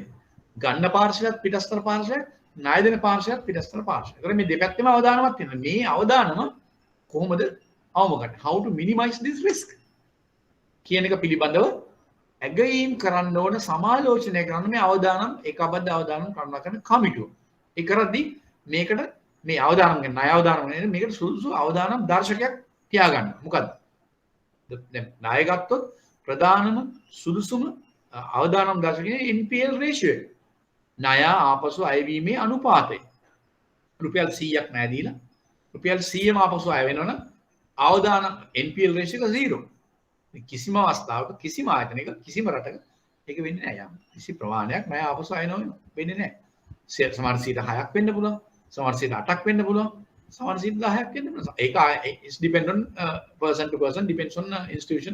ආයතනයෙන් ආයතනට පුද්ගලයා පුද්ගලයාට වෙනස් වෙන්න පුළුවන්. ණය ගන්න පුද්ගලයානෝ ආයතනයේ කල්චර් එක අනුව ණය කරගෙන හැකියාව අනුව සහ රටේ පවතින තත්ත්වයන් අනුව වෙනස්. මේ කාලේ කොවිඩ්. ඒතර මිනිසුන්ට ව්‍යාපාර වැටිලා. මිනිසුන් ගමන් කරන්නේ නැහැ. සමහර අය ගත්ත ණය ගෙවන්න බෑ. ඒතකොට ඒක සාධාරණ හේතු තියෙනවා. ඒක වෙනම කතාවක්.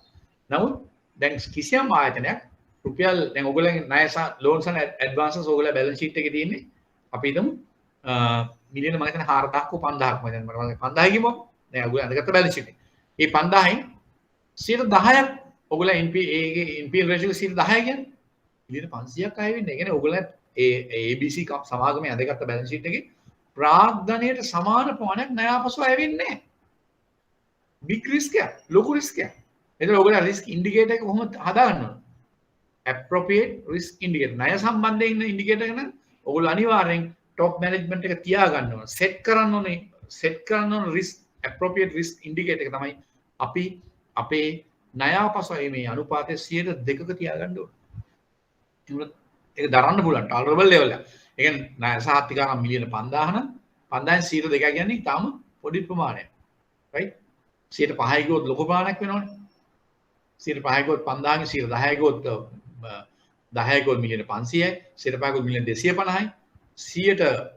2යි ගියොත් දරන්න පුළුවන්. මොකද ප්‍රාග්ධනයේ මිලියන 500ක් තියෙනවා. ඒක මොන හරි අවස්ථාවක් වුණොත් තැම්පත් කරුවෙන් මුදල් වලට හානියක් නොවි ඒ ප්‍රාග්ධනයෙන් අයිති හිමිකරුවන්ගේ මුදලෙන් ඒක කපා හරින්න පුළුවන්. ඒතර ප්‍රාග්ධනේ දේවි යනවා. තේරුණා මම කියන්නේ? මම අන්න එකයි මට ඔයගොල්ලන්ට කියන්නේ. මේක තේරුණාද කියන්නේ? මම මේ සරල උදාහරණයක් කරන් ණය අවදානවට appropriate risk indicator එකකුත් ඒක තියාගෙන සෙට් කරගෙන ඒක සමාලෝචනය කරමින් ඒකට අනුව වැඩ කරනවා කියලා බලමින් ඒ කියන්නේ කළමනාකරන තොරතුරු උපයෝග කරගෙන ඔය තියාගත්ත risk indicator එක එහෙම achieve කරන්න පුළුවන් achieve වෙනවද කියලා බලනවා කියන මේ කමිටුවට තියෙන්නේ. මම කියන්න හදන්නේ මේ කමිටුව ක්‍රියාත්මක වෙන්න ඕන විදිය මේ පැහැදිලි කරගෙන යන්නේ. තාම ඉවර නැහැ. මෙච්චර කතා කරුට තේරුණාද? up to now clear to all. up to now මේ කතා කරන්නේ වෙනම මාතෘකාවක් ණය ගැන. clear. right. ඒ කෙනෙක් කියනවා තේරුණා කියලා හරි අනිත් අයට තේරුණා ඇති. right. දැන් මම කියන්න හදන්නේ ඒකයි. දැන් මෙතන මොකද්ද නෝට් එකේ තියෙන නෝට් එකට නෝට් එකේ මේ වගේ වෙලාව වරන් කරන හරියට කරන්න ඕනේ මේක. මේ කියන්නේ ඔය තියෙන්නේ කමිටුවෙන් සුදුසු අවදානම් දර්ශක appropriate risk indicator එකක්. දැන් මම කිව්වා ණය වලට 102ක ඉන්ඩිකේටර් එකක් මේගොල්ලෝ හදා ගන්නවා. මේ ආයතනේ. ඔයගොල්ලන්ගේ දැන් තියෙන බැලන්ස් ෂීට් එක යන ආයතනේ.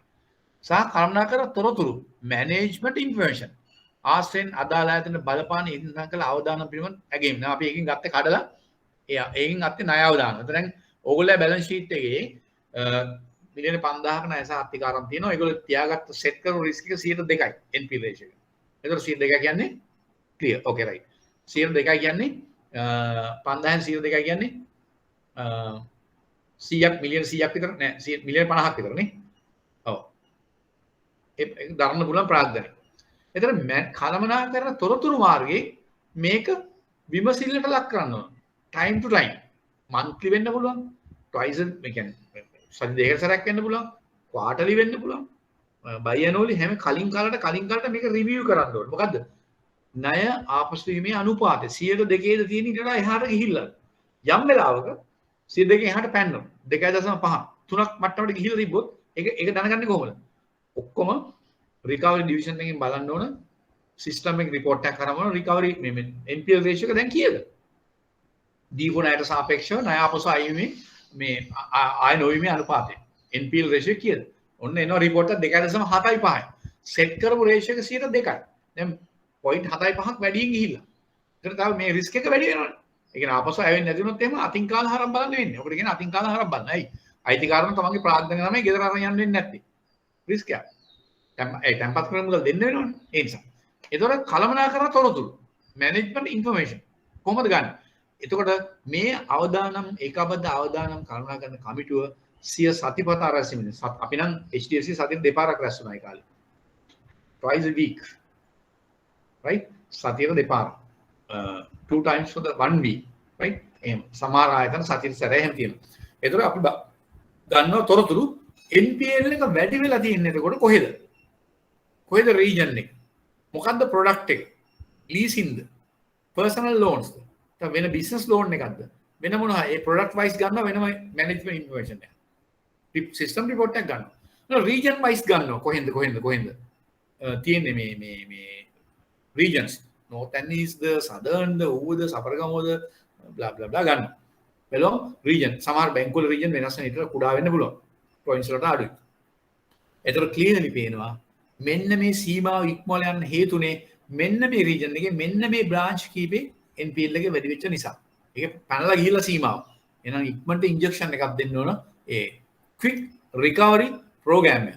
quick recovery action එකක් ඒගොල්ලන්ට ගන්න ඕන. අරගෙන මේක දෙකෙන් පල්ලෙහාට ගේන තීරණය මේ ඒකාබද්ධ අවදානම් කරුණා කරන කමිටුව මගින් ගන්න ඕන. ඒ ගැනීම වක්කීම තියෙන කමිටුවට. ඒක තමයි ඒගොල්ලෝ අවදානම්. මම මේ උදාහරණ ගත්ත ණය විතරයි. ඔය වගේ තමයි අනික් ඒවා. ඒවත් අපිට වෙන වෙනම කතා කරන්න පුළුවන් කාල නැති නිසා එහෙම කතා නැහැ. උදාහරණ මතක තියාගන්න. තේරුම් ගන්න. මොකද්ද ගන්න පුළුවන් quick recovery action එක. quick recovery action එකක් sorry. මොකද්ද? quick recovery action එක මොකද්ද ගන්න පුළුවන්? right. දැන් අඳුර ගන්නවා මෙන්න මේ branch කීප එක මේ NPL එක වැඩි. එහෙනම් ඉක්මනින් immediately meeting එකක් call කරන්න with regional manager plus branch managers. head office එක වෙන්න පුළුවන් regional office එක වෙන්න පුළුවන් කතා කරලා ඒ recovery GM හරි DGM හරි instructions දෙන්න ඕනේ මේ කවුද මේකේ head and GM CEO නැත්නම් MD please arrange meeting with these people කියලා arrange කරලා කතා කරන්න ඕන. yes now you have your NPL ratio this much. what is the reason behind this? මොකද්ද මේක පිළිබඳ තියෙන හේතුව? ඒගොල්ලෝ ඩිස්කස් කරලා අඳුරගෙන ඉක්මනින් ඇක්ෂන් එකක් ගන්න. සමහර එක ප්‍රොඩක්ට් එකක නම් වැඩිපුර ගියේ personal loans. කොහෙටද මේ personal loans ගිහිල්ලා තියෙන්නේ? සමහරට pre-trade zone එකක් වෙන්න පුළුවන්. සමහරට වෙන එකම ආයතනයක් වෙන්න පුළුවන්. හමුදා කඳවුරක් වෙන්න පුළුවන්. එහෙම වෙන්න පුළුවන්. අපේ අත්දැකීම් තියෙනවා එහෙම HDFC එකේ. එම්නම් වහම ඒ සම්බන්ධව අවශ්‍ය ඇක්ෂන් එක අරන් ඒ NPL ratio එක පල්ලෙහාට ගේන්න ඉක්මනින් කටයුතු කරන්න. එතකොට අර tolerable level එකේ මේගොල්ලන්ට ඉන්න පුළුවන්. හරිද? ඉතින් ඒක දරන්න පුළුවන් මට්ටම ඒගොල්ලන්ගේ මේක තියෙනවා නේද? clearද? clear to all.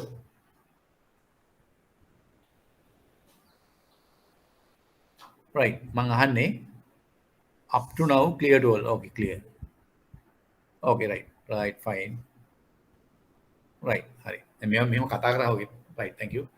කතා කර යන්න ඕන. දැන් හරිනේ.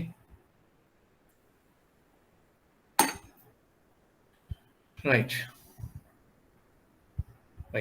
ඕක තමයි මම ගත්තේ ණය පිළිබඳ අවදානම් තියෙනවා ණය පිළිබඳ වෙළඳපොළ පිළිබඳ කියන මාකට් රිස්ක් එක, ක්‍රෙඩිට් රිස්ක් එක, ඒතර ඔපරේෂනල් රිස්ක් එක, ලික්විඩිටි රිස්ක් එක ඒවා හැම පැත්තෙම එන්න පුළුවන්. මම ණය උදාහරණ ගත්ත ඔයගොල්ලෝ පැහැදිලි කරලා දෙන්න පහසු නිසා. ඒතර ස්කූල් ලීවර්ස් ඔයගොල්ලෝ තේරුණා නේද? School leavers and non bankers ඔක්කොම තේරුම් ගන්න මොකද විභාගය කවුරුද දන්නේ එක විභාගෙනේ එක පේපර් එක right හරි. ඊළඟට ඔය කියන්නේ අදාළ ආයතන බලපාන ඉහසං කළ අවදානම් පිළිබඳ ඇගිය යුතුය. පාලිත සමාගම් සහ ආශ්‍රිත සමාගම් පවතින විට අපි කලින් කිව්වේ ෆුට්නෝට් එකේ අදාළ ඇගීම් සහ එම ආයතන පදනමින් හා සමූහ පදනමින් group basis individual institution basis යන දෙවිදිහටම මේක කරන්න ඕන. ඊළඟට C එක මේ කමිටුව ඊළඟ තව වක්කීම. කමිටුව විසින් නිශ්චය කරන ලද ප්‍රමාණාත්මක හා ගුණාත්මක අවදානම් සීමා තුල ඒ කියන්නේ මේ qualitative quantitative ප්‍රමාණාත්මක හා ගුණාත්මක අවදානම් සීමා තුළ අවදානම් කරුණාකරණය කිරීම සහ ඒ අවදානම් මම කිව්වේ උදාහරණ ගත්තේ ක්‍රෙඩිට් රිස්ක් එක NPL ඒ වගේම අනික් ඒවා වුණා ඔපරේෂනල් රිස්ක් එක ලික්විඩිටි රිස්ක් එක ඒ වගේ ඒවා කමිටුව විසින් නිශ්චය කරන ලද ප්‍රමාණාත්මක හා ගුණාත්මක අවදානම් සීමා තුළ මොකද ප්‍රමාණාත්මක හා ගුණාත්මක අවදානම් සීමා කියන්නේ qualitative and quantitative සීමා ලිමිට් තුළ අවදානම් කරුණාකරණය කිරීම කියන්නේ රිස්ක් එක මැනේජ් කරන්න මේ within this qualitative and quantitative limits මොනවද මේ qualitative quantitative limits? ඒක තමයි උදාහරණකින් කියන්න ඕගලන්ට. මොකද්ද? දැන් අපි බලමු. දැන් අපි කලින් ණය අවදානමනේ NPL එක හරහා කරන්නගින්. දැන් liquidity ද්‍රවශීලතා අවදානම්. right? ද්‍රවශීලතා අවදානම්. පිළිබඳ අපි බලමු qualitative quantitative. කොහොමද මේක බලන්න කියලා. ප්‍රමාණාත්මක ගුණාත්මක. අවදානමක් අපි ඇති. මේ අවදානම අඩු කරගන්නේ මේ දෙවිදිහටම කොහොමද කියන එක. right? මේක මම උදාහරණකින් කියන්නම්. මොකක්ද උදාහරණ ගන්නෙ? මම ගන්නම් ද්‍රවශීලතා අවදානම කොහොමද මම දැන් කියන එක පැහැදිලි නෝගලන්ට. දැන් මේ කතා කරන්න යන්නේ ඉහතින් සඳහන් කළ ඕනම අවදානකට මේක බලපන්. නමුත් උදාහරණට මම ගන්න මෙතෙන්දී මේ 100කට liquidity risk එක. ඒ කියන්නේ ප්‍රමාණාත්මක හා ගුණාත්මක ආකාරයෙන් qualitative quantitative විදිහට මේක පහළ තියාගත්ත level එකේ tolerable level එකේ තියෙන්න ඕන. දැන් ද්‍රවශීලතා අවදානම. මොකක්ද ද්‍රවශීලතා අවදානම කියන්නේ? අපි දැන් කතා කරලා තියෙනවා තරම ද්‍රවශීලතා අවදානම මොකක්ද කියන්නේ? හැඳින්වීම. ද්‍රවශීලතා අවදානම කියන්නේ කිසියම් අවස්ථාවක මූල්‍ය ආයතනයක බැංකුවක මුදල් සමාගමක එහෙම නැත්නම් කල්බදු සමාගමක right ඕන මූල්‍ය ආයතනයක අවශ්‍ය කරන ද්‍රවශීලතාවය liquidity ප්‍රමාණවත් පරිදි තියෙන්න ඕන. මොකද්ද මේ ද්‍රවශීලතාවය කියන්නේ? අතේ තියෙන මුදල් ප්‍රමාණය cash in hand නැත්නම් cash in bank. මොනවාද අවශ්‍ය වෙන ද්‍රවශීලතාවය? සේවක පරිණඩි ගෙවන්න. අනිකුත් ලයිට් බිල් වතුර බිල් ඒ ආයතන වෙන්න පුළුවන් ඒවා ගෙවන්න බ්‍රාන්ච් එක රීජන් එක. ඒ වගේම තැන්පත් කරුවන් මුදල් ඉල්ලා සිටි විට නැත්නම් ණයකරුවන් මුදල් ඉල්ලා සිටි ණය ගත් එකක් සම්පූර්ණ මැචුර් වෙන දවසට. තැන්පතුවක් නම් මැචුර් වෙන දවසට මේ මුදල් නැවත ගෙවන්න තරම් ප්‍රමාණවත් මුදලක් ඒගොල්ලෝ ගාව තියෙන්න ඕන. එතන මේ ද්‍රවශීලතා අවදානම කියද්දි වැදගත් වෙන කමිටුව තමයි තව කමිටුවක් තියෙනවා. ALCO කමිටුව. Assets and Liability Committee. right? Assets and Liability Committee. Assets and Liability Committee කියන්නේ තවත් කමිටි එකක්. ඒකේ MDO CEO තමයි chair කරන්නේ. ඒ වගේම Chief Financial Officer, Credit Officer, එතකොට Recovery Officer ආදී කණ්ඩායමක් ඒ කමිටුවේ සමන්විත වෙනවා. ඒ අදාළ අංශ ප්‍රධානිය තුල එයා සමන්. එතකොට මේ එල්කෝ එක බලන්නේ හැම වෙලෙම මේ අවදානම තියෙනවා තැම්පත් කරුවෝ තැම්පත් ඉල්ලන්න පුළුවන්. ඒ වගේම අපි ඒවා ආයෝජනය කරලා තියෙනවා ණයට දීලා තියෙනවා ණය සාහිත්‍යකාරව නිතර මේ වෙලාවෙම අය වෙන්නේ නැහැ. දැන් උදාහරණයක් මෙහෙම ගමු. දැන් කෙනෙක් ස්ථාවර තැන්පතුවක් දානවා මූල්‍ය ආයතනයක මුදල් සමාගමක් කියන්නේ අවුරුදු 3කට ලක්ෂ 5. කිසියම් පොලියකට නිශ්චිත පොලිය ප්‍රමාණයකට එයාට දෙන්න ඕනේ පොලිය අවුරුදු 3කට දානවා. දැන් අපි කියමු අවුරුද්දකට කියන උදාහරණ අවුරුද්ද 10,000ක පොලියක දානවා. 8ක පොලියක දානවා කියන්නේ. එතකොට මාස පතා එයා පොලිය ගන්න. ඕක නැත්තම් කල්පිරීම H maturity or monthly එක කමක් නැහැ. එතකොට එයාට මේ පොලිය නියමිත කාල පරිදි දෙන්න ඕනේ. එතකොට ආයතනයේ සතුව තියෙන්න ඕන වගකීමක් මේ මුදල් තැන්පත් ආපසු ලබා දීම. ඒ සම්බන්ධ බාස්කට් එකක තියෙනවා ඒගොල්ලෝ වෙනම ඉන්ෆර්මේෂන් මැනේජ්මන්ට් ඉන්ෆර්මේෂන් තියෙනවා මෙන්න මේ මැච් ඩිපොසිට්ස් මේ දවස්වල මැචුරිටි වෙනවා. ඒ කියන්නේ දැන් අපි ආයතනයක් ලබාගත්ත සමූහයක් තියෙන පෝර්ට්ෆෝලියෝ එකක් තියෙනවා ඩිපොසිට්ස්. ඒකට කියන්නේ තැන්පත් කලඹ. ලබාගත් තැන්පත් කලඹ ඩිපොසිට් පෝර්ට්ෆෝලියෝ. ඒ පෝර්ට්ෆෝලියෝ එකේ බාස්කට්ස් තියෙනවා වෙන වෙනම. ඒ කියන්නේ monthly maturity 2 months 3 months 4 months 5 months 6 months likewise up to 12 months and 15 months 18 months likewise go to 60 months. ඒ කියන්නේ ඩිපොසිට් ගන්න පුළුවන් එහෙමනේ. FDs ගන්න පුළුවන් මාසෙකට අඩුවෙන් ගන්න බෑ. මාසෙ හෝ ඊට වැඩි වෙන්න ඕන මාස 60 දක්වා. එතකොට වෙනේනවා බාස්කට් වලට දාලා බලුවම පේනවා. දැන් අද මීටින් එකේ ඩිස්කස් කරනම් මේ අද අපි දවසේ කතා කරන එල්කෝ එකේ right next month එකේ මැචුර් වෙන මිලියන 50ක ඩිපොසිට්ස් තියෙනවා. ඒවා 1 month එකට දාපුවා වෙන්න බලන් ඊට කලින් අවුරුදු දාලා ඒ වෙලාවට මැච් වෙනවා. ඒ වගේ බාස්කට්ස් වල තියෙනවා ඒ ප්‍රමාණය. අපි හිතමු as example අපි නිකන් සරල උදාහරණයක් ගත්තොත් ලබන මාසේ අපිට තියෙන වගකීම් මිලියන 50ක. පියවන්න තැන්පත් කරුවා. ඉතින් සමහර වෙලේ මිලියන 50ම ආපසු නොගෙන ඉන්න බෑ. ඉල්ලන්න නැති වෙන්න පුළුවන්. හේතුව මොකද සමහරු රීඉන්වෙස්ට් කරනවා. එතකොට යම් ප්‍රමාණයක් අපිට මිලියන 50ක් මැච් වුණාට ලබන මාසේ මිලියන 20ක් විතර වෙන්න පුළුවන් ආපහු ගන්න මුදල්. ඊටු මිලියන 30 රීඉන්වෙස්ට් කරනවා වෙන්න පුළුවන්. FDs නේ. එහෙම වෙනවා. එතකොට සත්‍ය වශයෙන් කියලා ෆෝකාස්ට් එකක් තියෙනවා. මිලියන 20ක වගේ මුදලක් තමයි ඕනේ වෙන්නේ. අර වකීම් පියවන්න. එහෙමනම් ඒගොල්ලෝ ගාව දීපු ණය වෙන්න පුළුවන්. කරපු ආයෝජන වෙන්න පුළුවන්. මිලියන 20ක ප්‍රමාණයක් at least ඒ වගේ ෆෝකාස්ට් එක අනුව මිලියන 20ක 25ක ප්‍රමාණයක් Tamanට cash inflow එකක් තියෙන්න ඕන ලබන මාසේ. against this cash outflow මේ cash outflow එකට සමාන්තරව සමපාතව inflow එකක් තියෙන්න ඕන අනිත් පැත්තෙන් ඔන්නෝ තමයි මේ එල්කෝ එකේ කතා කරන්නේ. එතකොට ඒ ඉන්ෆ්ලෝ එක ආයතන කරපු ඉන්වෙස්ට්මන්ට් වෙන්න පුළුවන්. FDs වෙන්න පුළුවන්, treasury bills අපි කතා කරමු treasury bills වල වෙන්න පුළුවන්. ඒ කියන්නේ කෙටි කාල ආයෝජනය කරපුවා treasury bond එකක් කරලා ඒක රිකවර් වෙන්න මේ කල්පිරණ වෙන්න පුළුවන්. ඒ ආදි වශයෙන් මැච් කරන්න ඕන මේ liability with assets. තේරුණාද? අර මුදල් ඕන මූල්‍යාසන මේ වගකීම් වලට වත්කම් කිසියම් දවසකට තියෙන වගකීම් වලට කිසියම් දවසකට එදාට වත්කම් ප්‍රමාණයක් තමන් සතුව තියෙන්න ඕනේ. cash in hand, cash in bank and other equivalents. ඊට සමාන මොනවා හරි දෙතර මේකට කියනවා assets and liability maturity අපි කියන්නේ එහෙම සමාන වෙන්නේ නැහැ. mismatch එකක් හැම වෙලෙම තියෙන්නේ. all the time there is a mismatch with වගකීම් ඒ කියන්නේ liabilities with assets. මේකට අපි කියන word එක technical word එක තමයි assets and liability maturity mismatch. එහෙනම් assets and liability maturity mismatch. වත්කම් හා වගකීම් අතර පරිණත අසමානතාවය. කල්පිරීමද ඒ අසමානතාවය තමයි මම කියන්නේ මිලියන 50 නම් මැචුවර් වෙන්නේ මේ කල්පිරෙන්නේ වගකීම් පැත්තේ මිලියන 20යි තියෙන්න එන්න පුළුවන් cash inflow. ඒක මිලියන 30ක් mismatch. ඉතින් mismatch. එතකොට මෙන්න මේ වැනි අවස්ථාවක මෙන්න මේ ඊතුරු මිලියන 30 ඉල්ලුවොත් යම් මාසයක් ඉල්ලන්න නොඉල්ලා ඉන්න පුළුවන්. නමුත් යම් විදිහක ඉල්ලුවොත් මගේ සල්ලි මට ඕන. කියන්න බෑනේ. ඔයාගේ ගත්ත ලක්ෂ 5ක් අපි ඉන්වෙස්ට් කරලා තියෙන්නේ අවුරුදු 5කට ණය දීලා නේ. අවුරුදු 5 වෙනකන් ඉන්න කියලා කියන්න පුළුවන්. තැම්පත් බෑ. අනිවාර්යෙන් ඉල්ලුවොත් අපෝ දෙන්න ඕන. ඒක තමයි කියන්නේ ඒ විශ්වාසනීයත්වය තමයි තියෙන්නේ මුදල් ආයතනයක. ඕන මූල්‍ය ආයතන.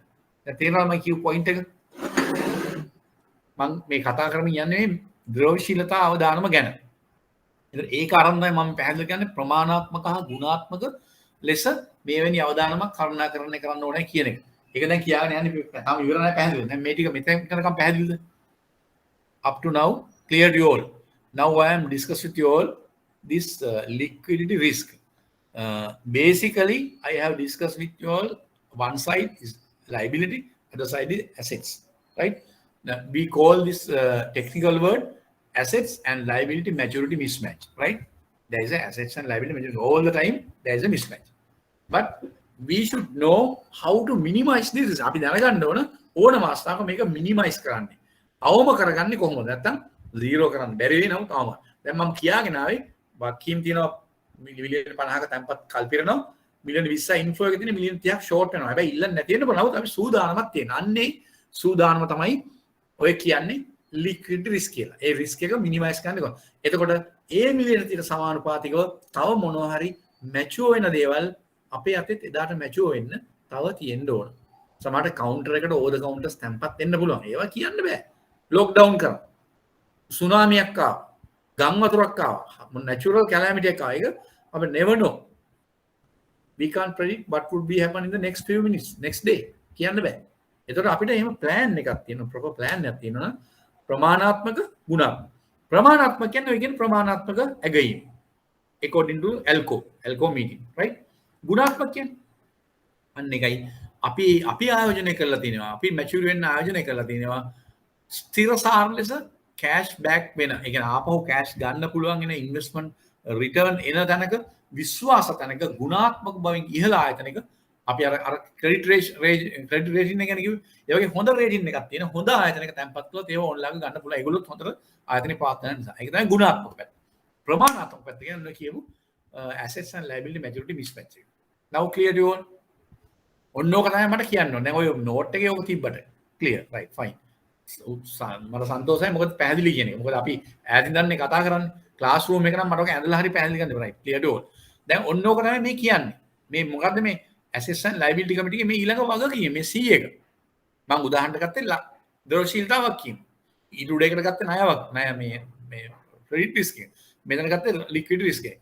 කමිටුව විසින් නිශ්චය කරන ලද ප්‍රමාණාත්මක හා ගුණාත්මක අවදානම් සීමා තුළ අවදානම් කරුණාකරණය කිරීම සහ විශේෂිත අවදානම් සඳහා අවශ්‍ය ක්‍රියාමාර්ග ගැනීම නිසා ණය කමිටුව සහ වත්කම් වගකීම් වගේ assets liability කමිටුව මගින් කමිටුව යනාදී කළමනාකාරීත්ව කමිටුව ප්‍රමාණාත්මක බව සහ ඵලදායී බව කමිටුව විසින් සමාලෝචනය කරනවා. ඕනේ මේ ඒකාබද්ධ අවදානම් කරුණා කරන කමිටුව මගින් ඔන්න ඔය කියමු වත්කම් වගකීම් කමිටුව ALCO කමිටුව ඒ වගේ ණය කමිටුව ඒ වගේ කටයුතු ක්‍රියාකාරකම් ප්‍රමාණවත්ද කියලා සමාලෝචනය කරන්න ඕන. මම දැන් ක්ලියර්. සමස්ත පද කතාවම ඕගලන්ට ක්ලියර්. ඔය ABC ඔය ටික up to now clear to all, right? And we'll go to other one. ඊළඟට D. අපි කතා කරමින් ඉන්නේ මොනවද? ඒකාබද්ධ අවධානය කරන කමට ක්‍රියාකාරකම්, right? තව අපිට විනාඩි 10ක් විතර තියෙනවා. පොඩ්ඩක් අර පව මේ කට් එක නිසා පොඩි වෙලාවක් විනාඩි 4ක් 5ක් එහෙම වෙනවා. ඒකත් අපි අල්ල කරමු. ඊළඟට D. අදාළ ආයතනයේ ප්‍රතිපත්ති හා නියාමන හා අධීක්ෂණ අවශ්‍යතාවයන්. ඕන ආයතනයක ප්‍රතිපත්ති පොලිසිස් තියෙනවා. සහ නියාමන හා අධීක්ෂණ අවශ්‍යතාවයන්. අපි දන්නවා නියාමනය කියන්නේ රෙගියුලේෂන් එක. අධීක්ෂණය කියන්නේ සුපර්විෂන්. ඒක කරන්නේ දැන් මූල්‍ය ආයතනයක නම් මහ බැංකුව. කලින් කාලේට පනවලා තියෙනවා නියාමන. දැන් ඒ කියන්නේ මේවා රිපෝට් කරන්න ඕන, මේවා මේ මට්ටමින් පවත්වාගෙන යන්න ඕන, මේ විදිහට වාර්තා කරන්න ඕන. දැන් එකක් මේ අපි කතා කරන මේ මොනවාද මේ අපි දැන් කතා කරන්නේ මේ කෝපරේට් ගවර්නන්ස් ඩිරෙක්ෂන් එක. ආයතනක යහපාලනය දන්න මේ විදිහට මේවා පාත්තන. ඒ වගේ නොඑක් දේවල්. නියාමන හා අධීක්ෂණ අවශ්‍යතාවයන්. ඒ වගේ අධීක්ෂණය කළා යම් ආකාරයක දේවල් බලා ගන්නවා අධීක්ෂණ අවශ්‍යතාවන්ට අනුකූලව තීරණය කරන විචක්ෂණ මට්ටම්. ඒ කියන්නේ prudent levels විචක්ෂණ මට්ටම්. එහෙම ආයතනයේ ප්‍රතිපත්ති වෙන්න පුළුවන්. නියාමන හා අධීක්ෂණ අවශ්‍යතාවන්ට අනුව වෙන්න පුළුවන්. අනුකූලව තීරණය කරන විචක්ෂණ මට්ටම් තියෙනවා. ඒ කියන්නේ උදාහරණයක් වශයෙන් තව එකක් කියන්නම්. දැන් එක පුද්ගලයෙකුට දෙන්න පුළුවන් ණය ගත්තොත් එක පුද්ගලයෙකුට දෙන්න පුළුවන් ණය සීමාවන් තියෙනවා. අපි හිතමු දැන් ඔයගොල්ලෝ බැලන්ස් ෂීට් එකේ ඔයගොල්ලෝ අරන් ඉන්න බැලන්ස් ෂීට් එකේ මිලියන 4000ක 4500ක තැන්පත් තියෙනවා. ඒක එක ණයක් හැටියට මිලියන 4000ම 4500ම එක පුද්ගලයෙකුට දෙන්න බෑ. ඒකට සීමා අපි කතා කරන්නේ නැහැ විධානය. ඒ සිංගල් බරෝ ලිමිට්. ඒ කියන්නේ ඒක පුද්ගල ණය සීමාව කියලා විධානයක් තියෙනවා. අපිට දැන් කතා කරන් තියෙනවා ඉස්සරහට. ඉන්නේ ඒ වගේ දේවල් වලට සීමාවන් තියෙනවා. ඒ කියන්නේ නියාමන හා අධීක්ෂණ අවශ්‍යතාවය. ඒවට අනුකූල වෙන්න ඕන. ආයතන ප්‍රතිපත්ති වලට අනුකූල වෙන්න ඕන. ඒ අනුව තමයි වැඩ කරන්නේ. ඒකයි ඔය කියන්නේ. රයිට්? ඒකයි ඔය කියන්නේ.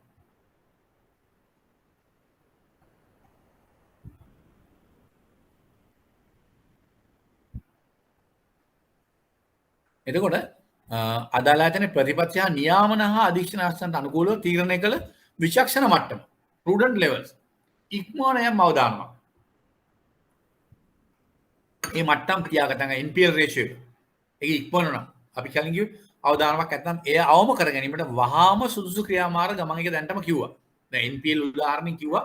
ඒ රීජන් එක අඳුරගෙන ඒ ප්‍රොඩක්ට්ස් අඳුරගෙන ඒගොල්ලන්ට රිකෝල් මීට්නක් කෝල් කරලා ටක් ගාලා ඉක්මනින් ඉන්ජෙක්ෂන් එකක් දෙන්න ඕනේ ඒක අඩු කරන්න. ඒ පැත්ත. ලික්විඩ් නම් ලික්විඩ් මදි බවක් දැන්නම් ඒ අවදානවලට ටක් ගාලා මොනවා හරි ක්‍රියාමාර්ගයක් කෙටි ණයක් හරි රිවර්ස් රීපෝ ට්‍රාන්සැක්ෂන් එකකින් හරි ගන්න මුදල් හොයාගන්න පුළුවන් වෙන්න ඕන. ඇල්කෝ මීටින් එක ඩිසයිඩ් කරන්න ඕන. ඇල්කෝ කමිටුව ඩිසයිඩ් කරන්න. ඒ වගේ ඒවා වහාම සුසු ක්‍රියාමාර්ග ගන්න ඕන. එතන අවම වශයෙන් ත්‍රිමාසිකව යාවත් කාලීන කරන ලද ව්‍යාපාර අඛණ්ඩතා සැලසුම් business continuity plan BCP කියලා ඔකට කියනවා. BCP. ඔක අපි ඉස්සරහට මේකෙත් කතා කරනවා විස්තරාත්මකව මොකේද මේ මුදල් තරව කරන් කියන පාඩම එවලා තියෙන ඕගොල්ලන් තාම කතා කරේ නැහැ. අවම වශයෙන් ත්‍රිමාසිකව, ඒ කියන්නේ ක්වාටර්ලි.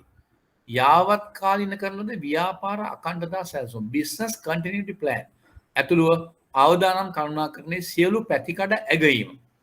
all aspects should review this committee.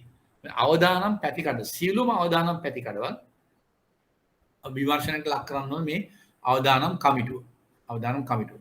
ඒ කියන්නේ මේ පොයින්ට් එක දැන් මම ඒක පැහැදිලි කරන්න ඕගලන්ට. එකක් වෙනම පැහැදිලි කරන්න ඕනේ. ඒ කියන්නේ මොකද්ද? අවම වශයෙන් ත්‍රිමාසිකව නැත්නම් අඩුම තරමින් මාස 3 සැරයක්වත් මේ business continuity plan එක ව්‍යාපාර අඛණ්ඩතා සැලසුම. මොකද්ද මේ ව්‍යාපාර අඛණ්ඩතා සැලසුම කියන්නේ? business continuity plan.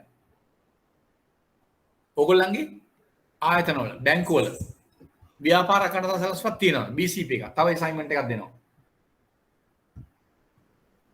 ඕගොල්ලන්ට තව assignment එකක් දෙනවද? ඉස්සෙල්ලා එක මොකද්ද? ඉස්සෙල්ලා මම කිව්ව එකක් බලන්න කියලා. නේද? දැන් කියනවා BCP එක ඕගොල්ලන්ගේ BCP එක business continuity plan ව්‍යාපාර අඛණ්ඩතා සැලසුම පිළිබඳව එහෙම plan එකක් හැම මූල්‍ය බැංකුවකට මුදල් සමාගමකටම කල්බල් සමාගමකටම තියෙන්න ඕන. ඒක කලින් කලට at least quarterly ඒක review කරන්න ඕන. ඒක එහෙම වෙනවද? ව්‍යාපාර අඛණ්ඩතා කලින් කලට රටේ ලෝකේ තොරතුරු තත්ත්වයන් වෙනස් වෙනවා. ඒට අනුපාතිකව අපේ ව්‍යාපාර අඛණ්ඩතා සැලසුම හරියට අපි යාවත් කාලීන කරලා තියෙනවා. ඒවා එහෙම තියෙනවද? ඒවා වෙනවද? ඒ වගකීමක් තියෙන්නේ ඒකාබද්ධ අවදානම් කරුණාකරන කර. මොකද්ද ව්‍යාපාර කරන සැලැස්ම? මේක දැනගන්න. BCP කියලා කෙටියෙන් කියනවා. Business Continuity Plan. මොකද්ද BCP? කාටද කියන්න පුළුවන්? Can anyone explain this BCP plan? Bankers, can you explain this BCP? මේ type කරන්න ඕනේ මට speaker දාලා කටින් කියන්න කවුරුනේ? What is the meaning of BCP? Business Continuity Plan. මොකද්ද BCP? ව්‍යාපාර අඛණ්ඩතා සැලැස්ම. Business Continuity Plan.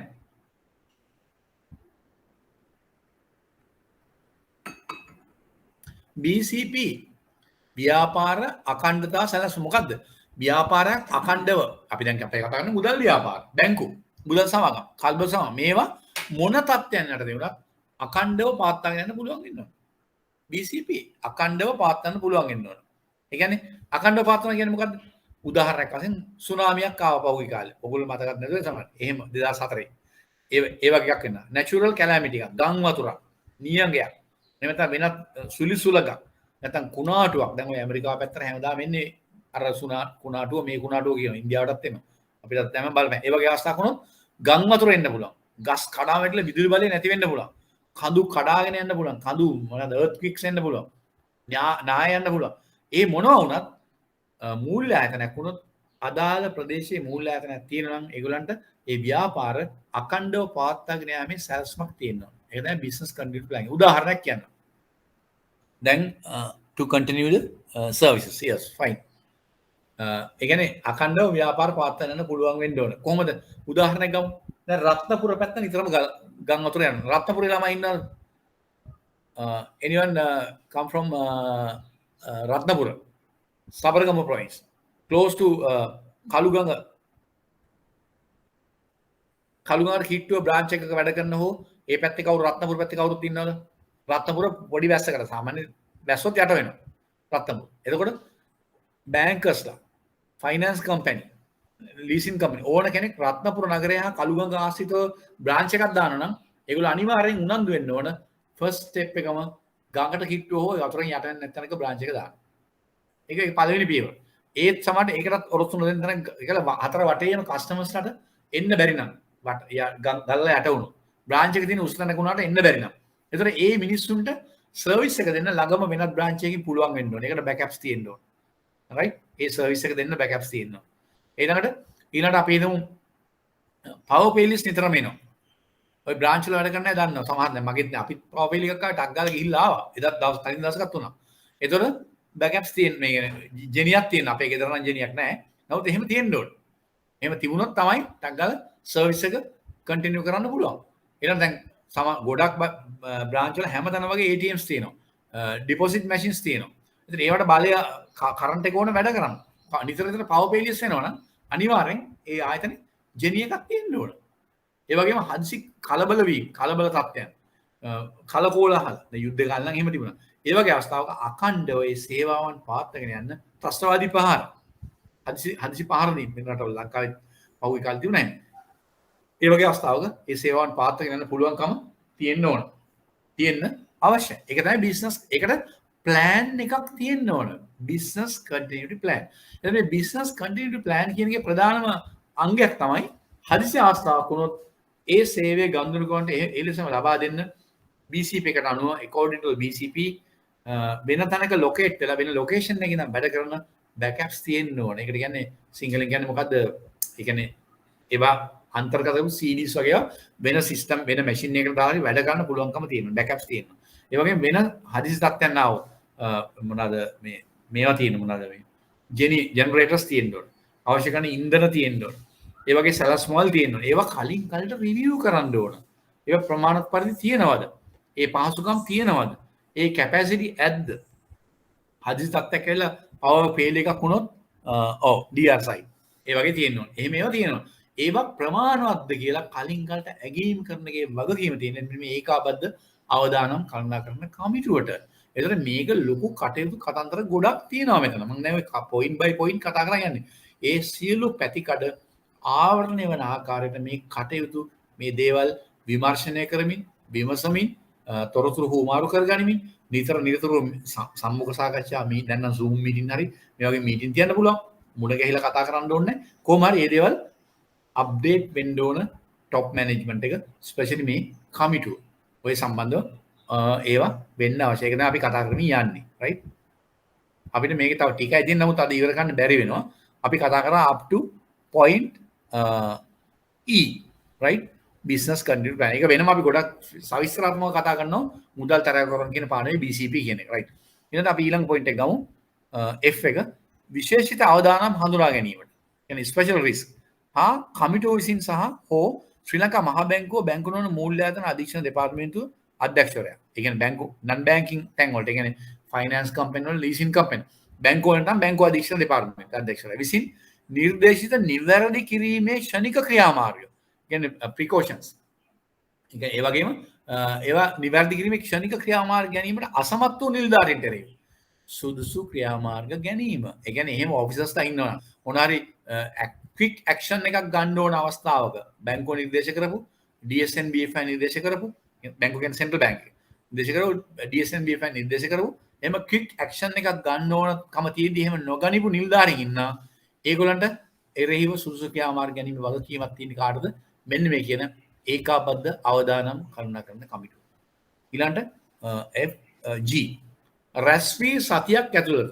ඒ කියන්නේ after the meeting within 1 week right රැස්වී සතියක් ඇතුළත right ඇතුළත අධ්‍යක්ෂ මණ්ඩලයේ අදහස් දැන ගැනීම අනුමැතිය සහ හෝ විශේෂිත විද්‍යාන හෝ අවදානම් ඇගීමේ වාර්තාවක් අධ්‍යක්ෂ මණ්ඩලයට ඇවිත්. ඒ කියන්නේ after the meeting within 1 week report එකක් යවන්න ඕන මේ අධ්‍යක්ෂ මණ්ඩලයේ අදහස් දැන ගැනීම. නැත්නම් අනුමැතිය. දැන් මොනවා හරි තීරණයක් ගන්න බැරි නම් මේ කමිටි එකට ඒක බෝඩ් ඩිසිෂන් එකක් ගන්න බෝඩ් එකට ඒ සඳහා ඇප්‍රූවල් එක ගන්න. නැත්නම් දැනුවත් කිරීම for the information නම් විශේෂ විධිදාන හෝ අවදානම් ඇගීමේ වාර්තාවක් අධ්‍යක්ෂ මණ්ඩලයට යවන්න ඕන බෝඩ් එකේ අධ්‍යක්ෂ. මොකද මේක සබ් කමිටි ගන්නේ තීරණ ගන්නේ බෝඩ් එකේ. බෝඩ් එකට යවන්න. ඊළඟට සියලු ව්‍යාපාරික ශේෂ්ත්‍ර වලට අදාළ නීති. ඒ කියන්නේ අපේ බිස්නස් ඔපරේෂන්ස් වලට අදාළ නීති තියෙන අපි කතා කරේ ඒවා තියෙනවනේ. දැන් මහා බැංකුව නම් ඒ පනත. එහෙම නැත්නම් ලීසින් වලට අදාළ නම් ලීසින් ඇක්ට් එක. ඒ වගේම ෆයිනෑන්ස් බිස්නස් ඇක්ට් එක අපේ මුදල් සමාගමට අදාළ. ඒ වගේම ණය ආපසු අයකරණය සම්බන්ධව නම් ණය ආපසු අයකරණයේ විශේෂ විධාන 50 කියලා එකක් තියෙනවා. ඒක අපි ඉදිරියට කතා කරනවා. ඊළඟ මුදල් පවතින මුදල් නීති වලට විරුද්ධව යන මොන හරි මොනවාද මේ අපි නමු මේ මොකක්ද ඒකට කියන්නේ මනි ලොන්ඩරින් එක. ඒ කියන්නේ මුදල් විසුද්ධිකරණ පන්තර අදාළ කරන ඒ සම්බන්ධ වෙන. ඒ වගේ නීති ගොඩක් තියෙනවා. ඒ වගේම නියෝග. ඒ වගේම ඒ කියන්නේ රෙගුලේෂන්ස්. අපි දැන් මහා බැංකුවෙන් බලන නියෝග. විධාන ඩිරෙක්ෂන්ස්. අපි දැන් මේ කතා කරන්නේ එහෙම ඩිරෙක්ෂන්ස්. රීති රූල්ස්. අපි කතා කරේ රූල්ස් වගේ අයදුම්පත් රීතිය, අයදුම්පත් වාර්ෂික අලුත් ඒ ආදී. මාර්ගෝපදේශ රෙගුලේටරි ගයිඩ්ලයින්ස්. අභ්‍යන්තර පාලන ක්‍රම. අපි කතා කරා ඉන්ටර්නල් කන්ට්‍රෝල් මෙකැනිසම්. සහ අනුමත ප්‍රතිපත්ති. approved policies සමග අදාළ ආයතනයේ අනුකූලතාවය compliance. ඒ මෙන්න මේ කියන සියලුම නීති, රෙගුලාසි, විධාන, රීති, මාර්ගෝපදේශ, අභ්‍යන්තර පාලන ක්‍රම ඇතුළු සියලු ප්‍රතිපත්ති සමග අදාළ ආයතනයේ අනුකූලතාවය. يعني compliance. ඒක ආයතනයේ වැඩපිළිවෙල මේ සියලු දේ සමග comply වෙන්න ඕන. compliance officer කියන්නේ කින්නේ ඒකට. ඇගීම සඳහා කමිටුව විසින් සුදුසු ක්‍රමවේදයන් ඇති කරන්න ඕන. ඒ කියන්නේ මෙන්න මේ කමිටුවට තමයි ඒ වගකීමක් තියෙන්නේ. මෙන්න මේ සියලුම දේවල් සම්බන්ධ සුදුසු ක්‍රියාමාර්ග ගැනීමට කම්ප්ලයි වෙන එකට. ප්‍රධාන කළමනාකරන කාර්ය මණ්ඩලය අතරින්, ඒ කියන්නේ key management person අතරින් තෝරාගත් ඒ සඳහාම කැප වූ අනුකූලතා නිලධාරියෙකු compliance officer විසින් අනුකූලතා ක්‍රමවේදය ක්‍රියාත්මක කළ යුතු අතර ඒ සම්බන්ධ කමිටුවට වාර්තා කරන්න. compliance officer එකේ responsibilities ඔය කියන්නේ. right? compliance officer එකේ responsibilities ඔය කියන්නේ දැන් ඔන්න ඔය කියන දේවල් සම්බන්ධව ඔය regulations right? ඔය දේවල් සම්බන්ධ සම්පූර්ණම වාර්තාවක් අධ්‍යක්ෂ මණ්ඩලයට දෙන්න ඕන මේ කමිටුව හරහා කමිටුවටත් එක්ක ඒ වගේම අධ්‍යක්ෂ මණ්ඩලයට දෙන්න ඕන අනුකූලතා නිලධාරි compliance officer. දැන් තව තුන්වෙනි assignment එකක් තව assignment එකක් දෙනවා. ඕගොල්ලෝ head office එකේ නම් ඉන්නේ branch එකකුණත් region office එකකුණත් මේ දවස්වල over the phone හරි ඕගොල්ලෝ compliance officer කතා කරනවා. බය වෙන්න එපා junior officer කෙනෙක් වුණාට කමක් නැහැ. ඔයාලා ජූනියර් ඔෆිසර් කෙනෙක් වුණාට කමන්නේ නැහැ. ජූනියර් එක්සිකියුටිව්, සීනියර් එක්සිකියුටිව් වුණාට කමන්නේ නැහැ. කම්ප්ලයන්ස් ඔෆිසර් AGM කෙනෙක් වෙන්න පුළුවන්. සමහර චීෆ් මැනේජර් වෙන්න පුළුවන්. කතා කරලා පොඩි ඩිස්කෂන් එකක් කරන්න පුළුවන් නම් කරන්න. අපි මේ බැංකින් කෝස් එක කරනවා. කම්ප්ලයන්ස් ඔෆිසර්ගේ රෝල් එක ගැන අපිට කතා කරා. අපිට ඩිස්කස් කරා. ලෙසන් එකේ පොඩ්ඩක් බ්‍රීෆ්ලි මොන හරි අයිඩියා එකක් ගන්න පුළුවන්ද? what is the role of compliance officer කියලා අහලා බලන්නකෝ. ඔයාලා compliance officer එක. third assignment for you. right? assignment තුනක් දුන්නා. BCP එක බලන්න, මේක බලන්න, අනිත් එක මට මතක නැහැ පළවෙනි එක මොකක්ද? අනිත් එක ඔයගොල්ලෝ පළවෙනි assignment එක මොකද කියලා මට මතක නැහැ පාඩමේ තියෙනවා. ඒ තුනම ගැන මම ලබන සතිය අහනවා ඔයගොල්ලන්ගෙන්. දැන් අපිට වෙලාව විනාඩි 6ක් විතර අපි වැඩිපුර කළා මොකද පාව කට්ටියක් ආව නිසා. ඒතර මේකයි මම කියන්නේ දැන් මේ ඩිරෙක්ෂන් එකත් අපි ඉවර කරා. තව තියෙනවා ඩිරෙක්ෂන්ස් දැන් ඔයගොල්ලෝ අතේ මොනවද තව තියෙන්නේ? මෙන්න මේවා අපිට ඊළඟට කතා කරන්න තව එවන්නක් තියෙනවා. තව තියෙනවා ඔයගොල්ලෝ අතේ